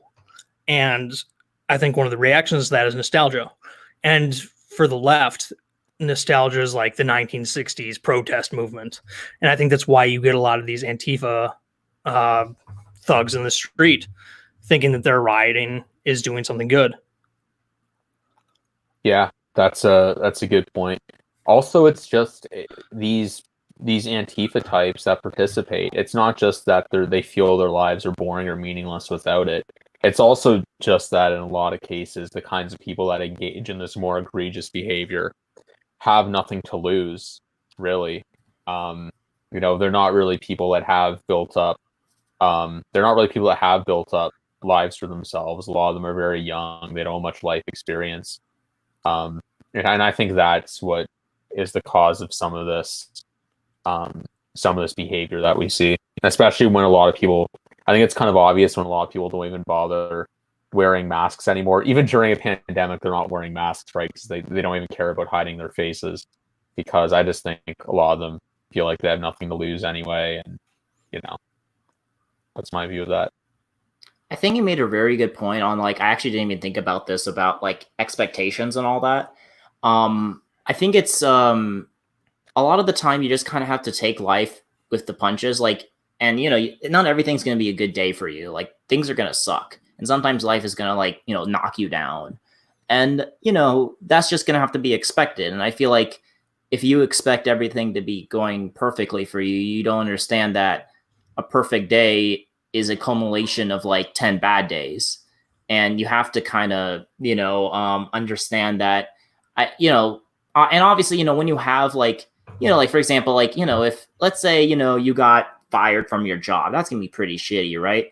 But like, if you have, let's say, a family that you could go back to, and how bad can things really be? Like, okay, yes, I got fired. It's sad, but at least I have, my family and my friends. And I feel like a lot of those things were supposed to like prop up the individual, and eventually get back on your feet and find another job. But now it's just, they're kind of just moving around in the mist like ants, and that's just kind of how we're, people don't really have that support structure anymore to, when bad days do happen, they just kind of just want to see everything burn and everything. Yeah, the point about expectations is really, really good. A really good way that I remember AIU put it recently in some video we did. I don't remember what the subject of the video was. It was just an AIU video I watched in the last month or so. He basically said, if you're going out to the bar and you tell yourself, oh, I'm going to like land some hot chick, you're setting yourself up for disappointment, because that very well could not happen. But if you go to the bar and say, I'm going to go to the bar and try to have a fun time, then you have pretty much no way of getting let down. Like, your mood can really only stay the same or increase from there. So expectations, I've increasingly discovered, like, expectations of how good things are going to be it your life, your career, even just your daily activities, really, they're the enemy. Really, they're the enemy if you want to feel good about yourself. And another problem is, touching on what Steven said about what people were saying when he was about to graduate, when the class of 2011 was going to graduate, is I think a lot of people are suffering from expectations sort of placed on them. Like, there are a lot of, like, I remember growing up, I was one of those sort of I was in the enriched classes and everything, and all the teachers were saying to us, the 30 of us at the school that were in those classes, like, oh man, you guys are going to kill it in the world. You guys are going to like make so much money. You're going to be rich. You're going to be respected. Like, they were just like showering these like expectations on us of like what they'd expect us to turn out to be. And like, a lot of us are just really normal. And for some people, they feel like really shitty about themselves. They feel kind of worthless because they feel like there's some perfect form that they haven't lived up to. And it is definitely a problem as young people get into adulthood. For sure. I don't have a whole lot else to add to that. What in your, so Steven's actually in the middle, well, not in the middle, he's in the same state as the Minnesota riot. So can you give us what's your thoughts on like this whole like what's your opinion on the people who say that rioting is like the sound of the unheard or whatever? That sounds like somebody who is going to lose most of the public. Like, most of the public is invested in not having shit burned down. Most of the public is invested in not having their shit stolen. Most of the public doesn't like that. That's historically speaking, that is a surefire way to turn people against your cause. Think about how much more sympathy they would gain for their movement if they were totally peaceful. They came out, in full force and really, performed acts of civil disobedience, but didn't damage anything. Like, this is one of the few cop cases where everyone agreed that the guy was in the wrong. Like, even Ben Garrison made a cartoon like about how bad the cop was. Like, people were on their side. People wanted to see these cops get arrested and convicted. And now whatever good faith people had, it's getting squandered now because we've gone into this divisive rioting. And obviously not everybody who's protesting is rioting. I don't mean to totally conflate those two, but the rioting is not helping the public opinion. Like, and however dire your situation is it really going to get it better by destroying? I don't see how that is. Like, you've seen the stories. It's like, these are black communities, black owned businesses that are getting destroyed.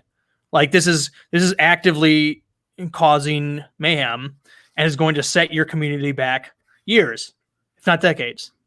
One thing I hear, like, one of my libertarian socialist friends or political friends, he's like, well, you know, I don't agree with them burning down businesses, but I agree they should be threatening and like burning down the police precincts and all that, because this is the only way we get justice is through, you know, the only reason why they do anything is if we like threaten them and all that. What's your opinion on that? I know Scott's gonna be like go on a I know Scott's position on this, but what's your opinion? Look, some people really do hate the cops. I don't think most people do. They certainly don't want to see their local precinct get burnt down. Obviously, there are some parts of our population, some communities where police are viewed as the enemy. Most of the public doesn't agree with that. And most of the public doesn't agree that burning shit down is the way to move forward. So yeah, I think every act of destruction is just setting the goals back of those protesters. Whatever, you know, some people are just opportunists and they see other people looting. They see it as a chance to get a flat screen. But there are some people who genuinely think that this is the way forward. I don't see how that is. Mm-hmm. I think they're just trying to like, because I think that me and Scott kind of touched on this in the beginning. Everyone, usually whenever these so-called police brutality things happen, it's always a debate, like, is it justified? Was the shooting justified? Things like that. Mm-hmm. This time, everyone agreed. And so they're like, oh, well, you know, you can't just like, okay, cops get arrested and charged and, you know, that's it. And, you know, and then everything just moves on. But then but no, they're like, okay, now that everyone's rioting, now I need to add that like actually rioting is justified because of this and that. One thing I added also is that like in a liberal democracy, like you have every avenue to like express your grievances. And, you know, in the case of, you know, like what they'll say is like, well, they'll never, you know, like listen to us if we just seek regular justice. We need to like threaten them. The thing is that in their opinion, like in every police case, even if the police guy is 100% in the right, you know, like, you know, maybe they're like trying to like reach for a weapon, or they're like trying to like attack the police officer. As AIU said, like even in a case where the police officer is armed, the other guy's unarmed, both people are armed because the guy could like steal the gun from the police officer. Mm-hmm. And so you can't, the thing with all these rioters, at least in the beginning, is that it doesn't matter about the details. Like whenever it is 100% not justified, like the other case that I can remember is the Walter Scott case where the guy was running away and the cop shot him in the back a few times. Yeah. Like he got 20 years in prison. So mm-hmm. like, you know, it's not like the justice system's the thing is that anytime a black person gets, you know, killed or injured by the police, it's just, oh, well, this is one of us. It doesn't care that this guy was a career criminal and he was resisting arrest, or he was like trying to whatever. It's just that he was harmed and now we're going to go riot. And so I think you have to kind of attack the narrative, because right now what's happening is that everyone's kind of agreeing with the narrative that like somehow in America, black people are like getting hunted down and like by like roving bands of sorry to like just interject and to flee, but I gotta go now. But thanks for having me on the channel. It was a really great chat that we had, I felt. Oh yeah, no problem, my dude. All right, yeah, catch you guys later. Hey, take care, Scotch. Hey, yeah, see you, Scotch. Yeah, see you. All right, where was I? But basically, yeah, you have to kind of rip it out, root and stem, and because the thing is, everyone is kind of, because once you agree with the moral principle that like America is just an institutionally racist system, and mm-hmm. that they're getting, you know, and then all black people are just getting murdered by the police in broad daylight, and there's like roving bands of white supremacists lynching them, then, you know, once you agree with the moral basis, then it's not really hard to see why people might start justifying the riot. Right. You know, so you have to kind of, you can't just defeat, because whenever you just like, oh, the riot's bad and all that, people are like, well, these people had enough. They try to protest. But every time like when they don't convict a cop for defending himself in self-defense, they were spit on. So you kind of have to attack the root and stem of it. Sure. And there was this life comes at you fast meme about National Review articles where it's like the headline said they should protest peacefully, and then it was a headline about Colin Kaepernick about how his protest was uncalled for. I do think we need to I don't like Colin Kaepernick, for the record. I don't really care about his protest, but for the record, I think that we should have a little more tolerance for nonviolent protest in the after all this is said and done. Mm-hmm. Yeah. I think that, they could, the thing is they could it's not like when Colin Kaepernick took a knee, the white supremacist police came out and started beating him with a baton. Right. It's like, they were able to do that. I think the thing was like, it wasn't like they prevented him from doing anything. I think it's just like, when you're like kneeling because a black guy who was trying to beat up on a police officer was shot in self-defense, it's, we could say, well, what you're protesting is wrong, but we're not going to like arrest you for it. I think everyone agreed on that. It was just like what he was protesting for. He was not a good messenger in a lot of ways. Yeah. So I don't know. You got anything else to say? In terms of the I guess in your in your opinion, what do you think could happen to help like make sure like these types of things don't like happen? Like, wow. Oh God, I have no idea.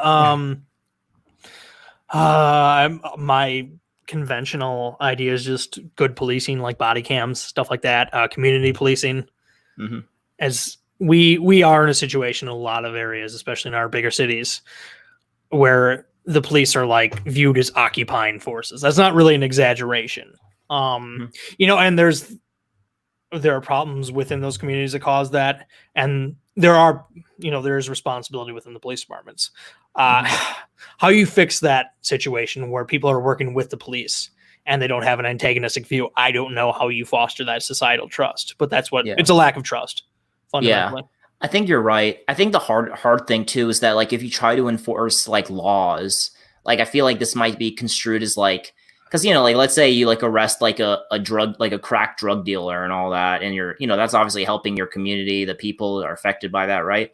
But like they're gonna like construe that as like, well, you have no right to like arrest one of our own from the community, and I feel like this is like a very tribal. Like again, like remember, it's not like George, like they're like protesting the unjustified killing of George Floyd. That was like the spark, but it's just like their narrative is that this is just every single police killing it, or is that, and I feel like it's just a bunch of a very tribal response to it, especially in the Black community.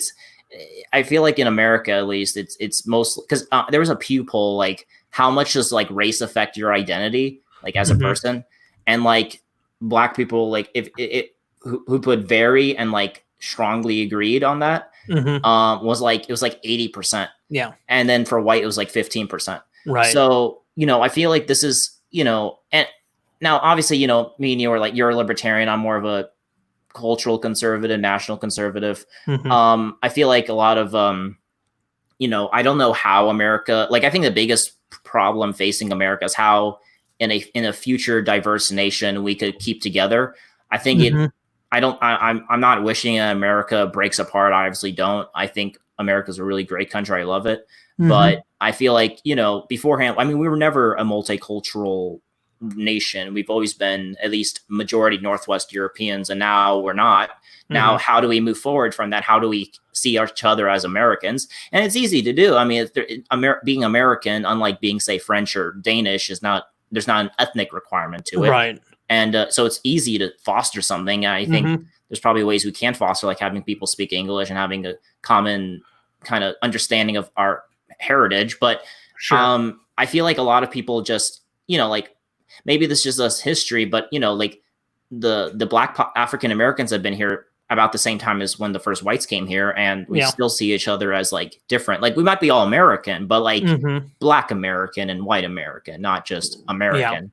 I know this is kind of like a boomer thing to say, oh, we're all bleed red and all that. And but you know, we need to find a way where we don't.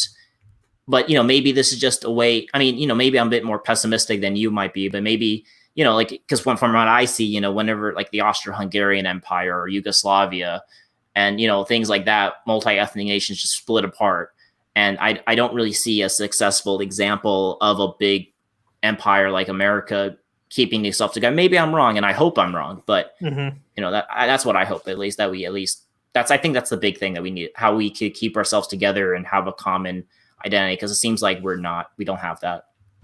Well, I am the eternal optimist. I have to hope that we get better than we are right now.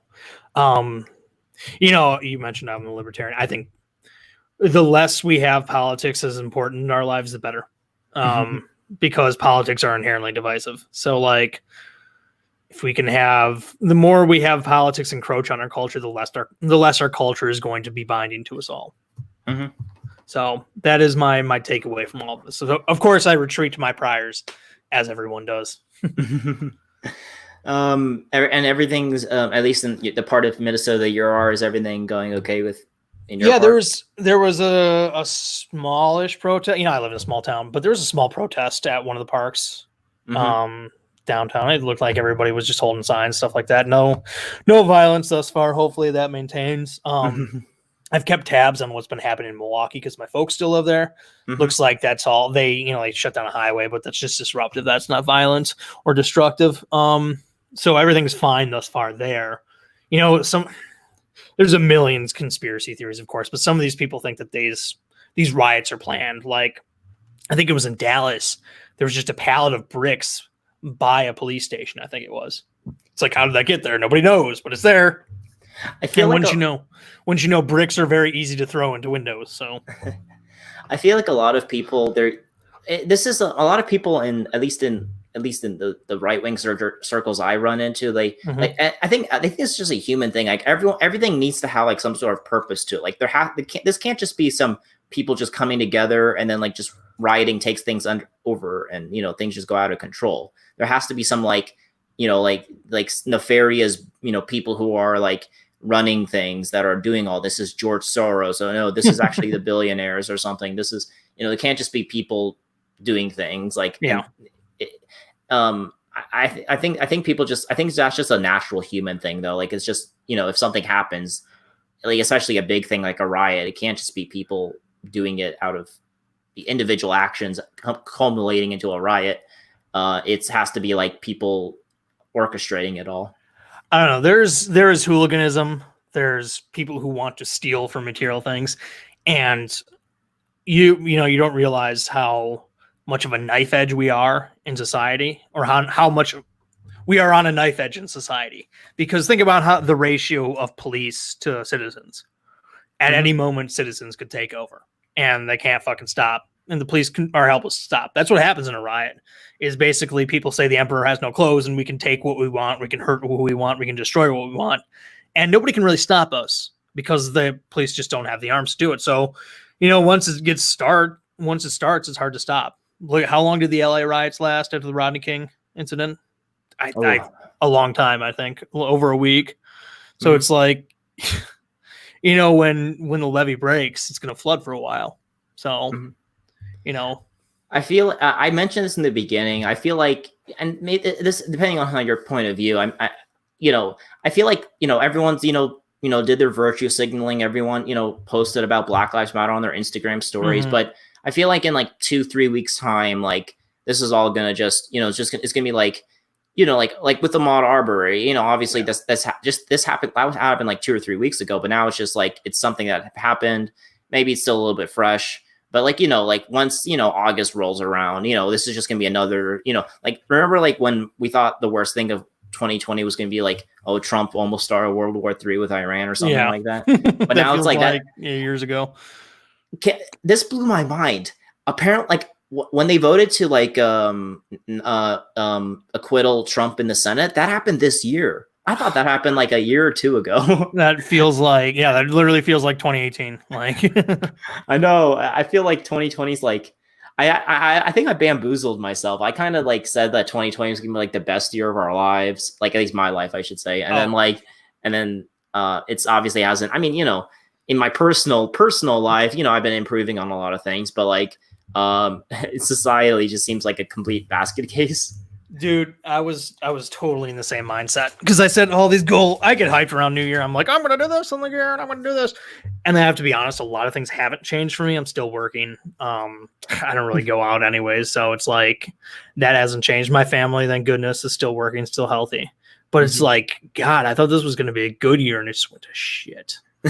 I feel like I think it's also the effect of like it's a new decade because it's not like a new year. Yeah, it's a whole new decade, my dude. It's like wow, well, now certainly things are going to change, and I still think that once things start getting lifted, I think this pandemic's just made things a lot more worse than than things you would usually be. Yeah. I feel like because I feel like it affects everyone. Like if there was an economic depression, like obviously that affects people, but like it's just gonna be harder for things to happen. But with this pandemic, it's just like no, like you stay inside. Like you had to stay inside. Like this is actually something that's like I have to fit. Like this is something that affects you so like deeply. And I think so. I feel like a lot of these. I mean, in a way, it's like everyone always complains like, man, I wish things happen, and then things happen. They're like, man, I wish things went back to stability and.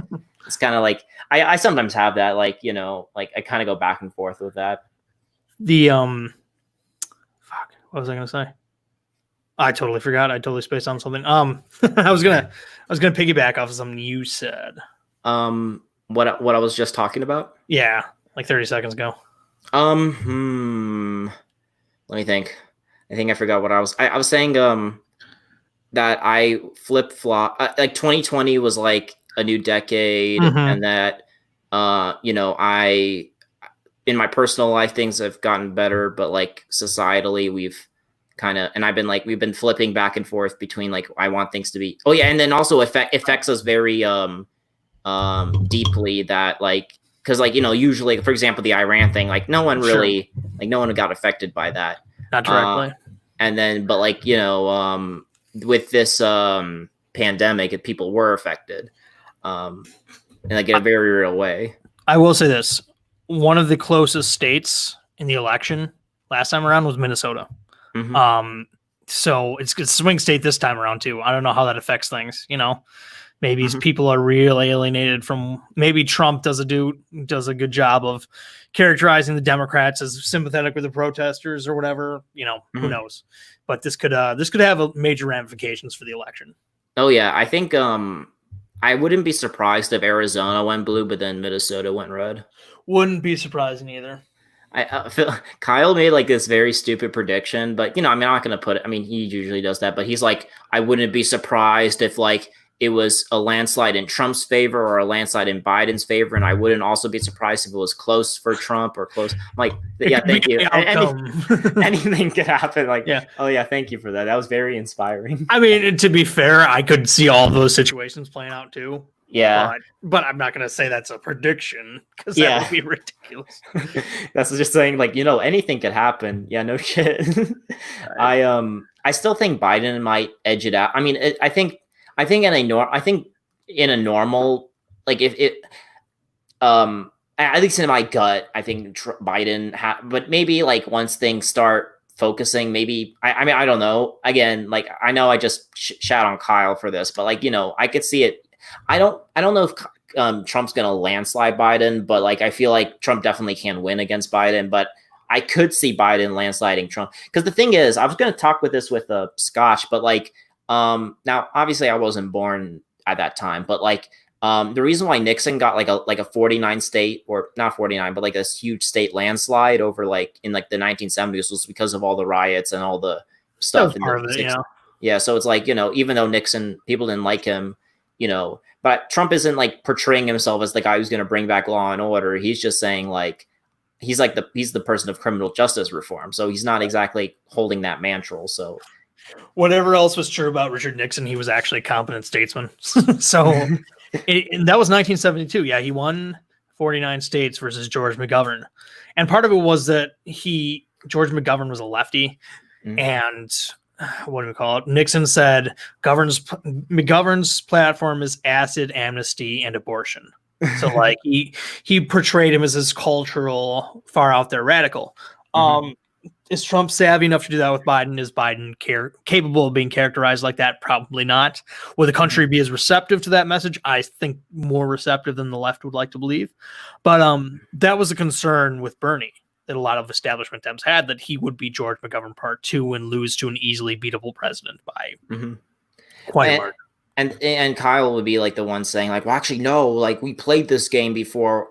Hillary, the establishment Democrats are going to lose to Trump. And as someone who wants Trump to win, or at least prefers Trump over the Democrat, Biden's the best person the Democrats could have picked.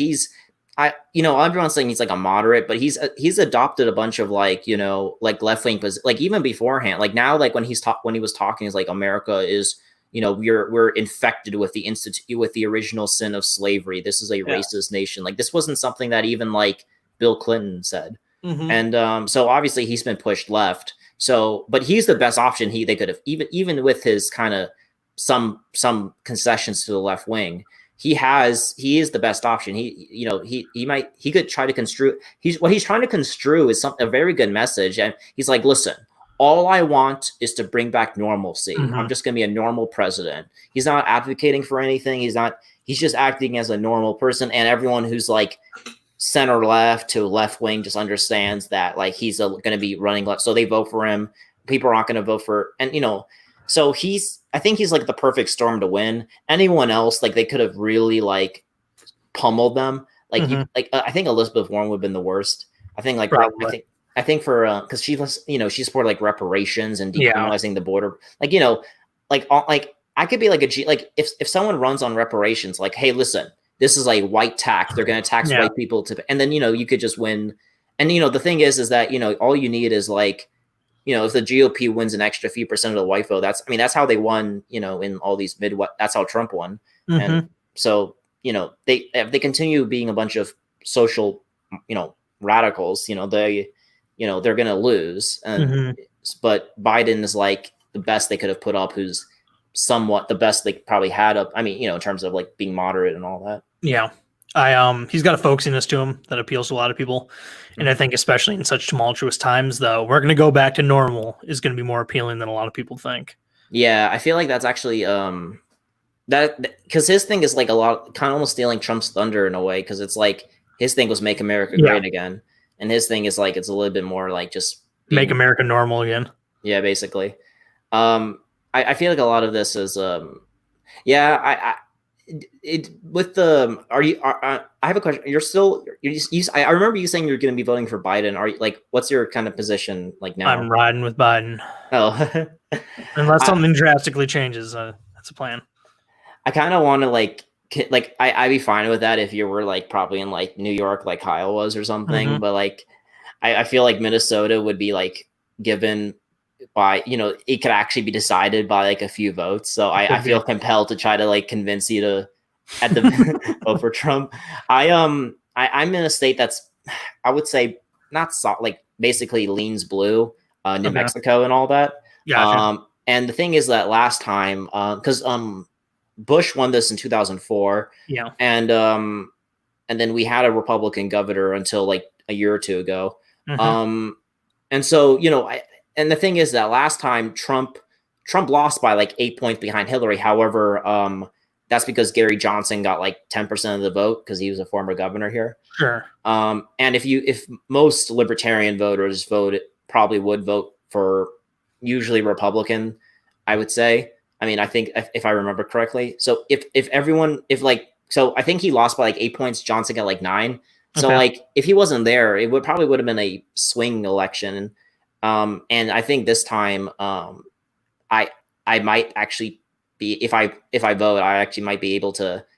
So I don't know if it's like a lost cause. Like if I was in California, voting for Trump is like a lost cause because he's not going to win. But I actually feel like I might.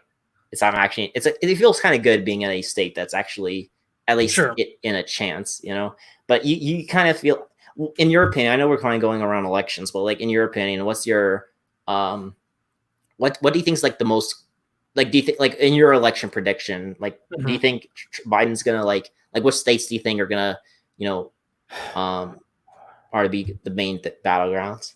It's going to be Wisconsin. It's going to be the Wisconsin. big one, which is where I'm from originally. And hopefully, if the convention happens, I'll be there. So that'll be interesting. Hopefully, there's not a riot there. I made a joke about that a few times. I actually don't want that to happen now. I've decided. I was gonna actually tease you about that. Actually, Yeah. So it'll be Wisconsin. Minnesota is going to be very close. I think Arizona will be very close. Texas isn't going to be close. Every time Texas is Democratic fool's gold, I believe. Ohio is basically a red state at this point on. That's not going to be contested. Iowa is more or less a red state too. You know, Trump really did change the map. Pennsylvania is going to be a close state. I think New Mexico is going to be a close state, like you said. Yeah, it's going to be those southwestern states: Colorado, Mexico, Arizona. And those Great Lake Midwestern states, Michigan, Minnesota, Wisconsin, Pennsylvania. Those are going to be the big swing ones. Arguably, I don't see North Carolina being close. I definitely don't see Georgia being close. I guess we'll see. Virginia might be close, but it'll probably swing Democrats. Yeah, I feel like the last time, the reason why there's a mixture of so originally I'm from Virginia. I'm from I was like from Northern Virginia and all that. If you have, it's basically the worst place for Donald Trump. It's half like like immigrants from like Asia and like Central America, and they live. That's half. The other half are like these people who live in like mini mansions, who make like 300 to 400,000 a year. White suburbanites, right? Suburbanites who live in like mini McMansions, who work for like the federal bureaucracy and like military big contractors and everything like that. Not to like slant, not to make fun, you know, like tease you, but yeah, that's basically the work, because like those are the people who are like the voter that like votes for like Rubio and Romney, but like if it's like a Trump character, they would vote for like Biden or something. Right. Yeah, they're willing to swallow Biden candidacy because they think Trump is too uncouth. I had a question for you. All right. Can I take us off topic for a moment? Yeah, sure. Why does your family own emus?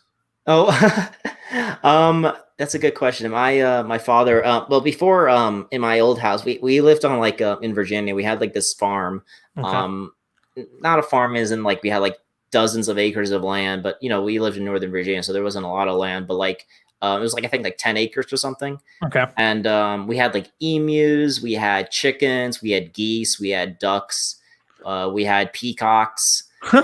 Yeah, it was really, and not even like the freaking ones with like all those like eyes for feathers and like which twerks all the time. Yeah. And then and in New Mexico I live on like on a farm as well.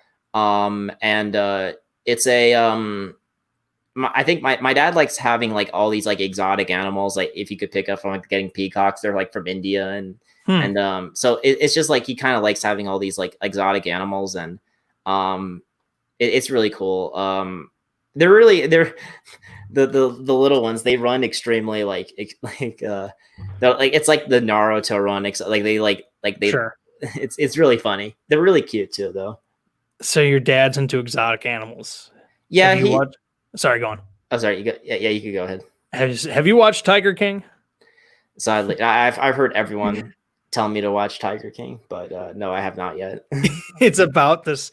It's one of those things. So I don't know if you're familiar with Walking Dead. I haven't watched it, but apparently after like season 1, it has nothing to do with the zombies anymore. Yeah, basically. Tiger King is like, after 3 episodes, it's got nothing to do with tigers, and it's just about this loose connection of lowlifes who collect these animals. I'm thinking like, oh, I hope his dad's not involved in that syndicate. Oh, yeah. When I was probably like listing all the animals that I have, you're like, man, this guy probably was in Tiger King or something. Yeah. No, like my dad also like, my dad used to be like a lot more richer back in the day. He like used to work for the Justice Department under Reagan and all that. Oh, wow. Yeah. So he used to be, but now he's kind of fallen down the hill a little bit, but he's kind of recuperating with a company he's building. Okay. But once he gets this company up and going. He wants to get a bunch of like more animals. I'm like, what do you want more? Like, what more do you want? He's probably gonna get like a kangaroo or something. I don't know. Oh wow. It'd be pretty That's cool. funny. Yeah. I mean, it's pretty like everyone like one of our emus got loose in the town that I live in, New Mexico, Oh, and like geez. and everyone doesn't know like what it was. It was like it was all over the local news and all that. And it's like they're like everyone's taking pictures of it because like there's no emus in like southern New Mexico. That's like the last Sure. place he could be. It was really funny, and like sometimes people like go in front of our like gate and all that, and there's when the emus there, and then they always like to take pictures. It's really fun. That's funny. Cool. Well, I guess I think we're kind of now just kind of shooting the shit. Yeah. So do you want to? I guess I'll end the stream here. Thanks everyone for watching. Aim high, wander on from America with Russian love.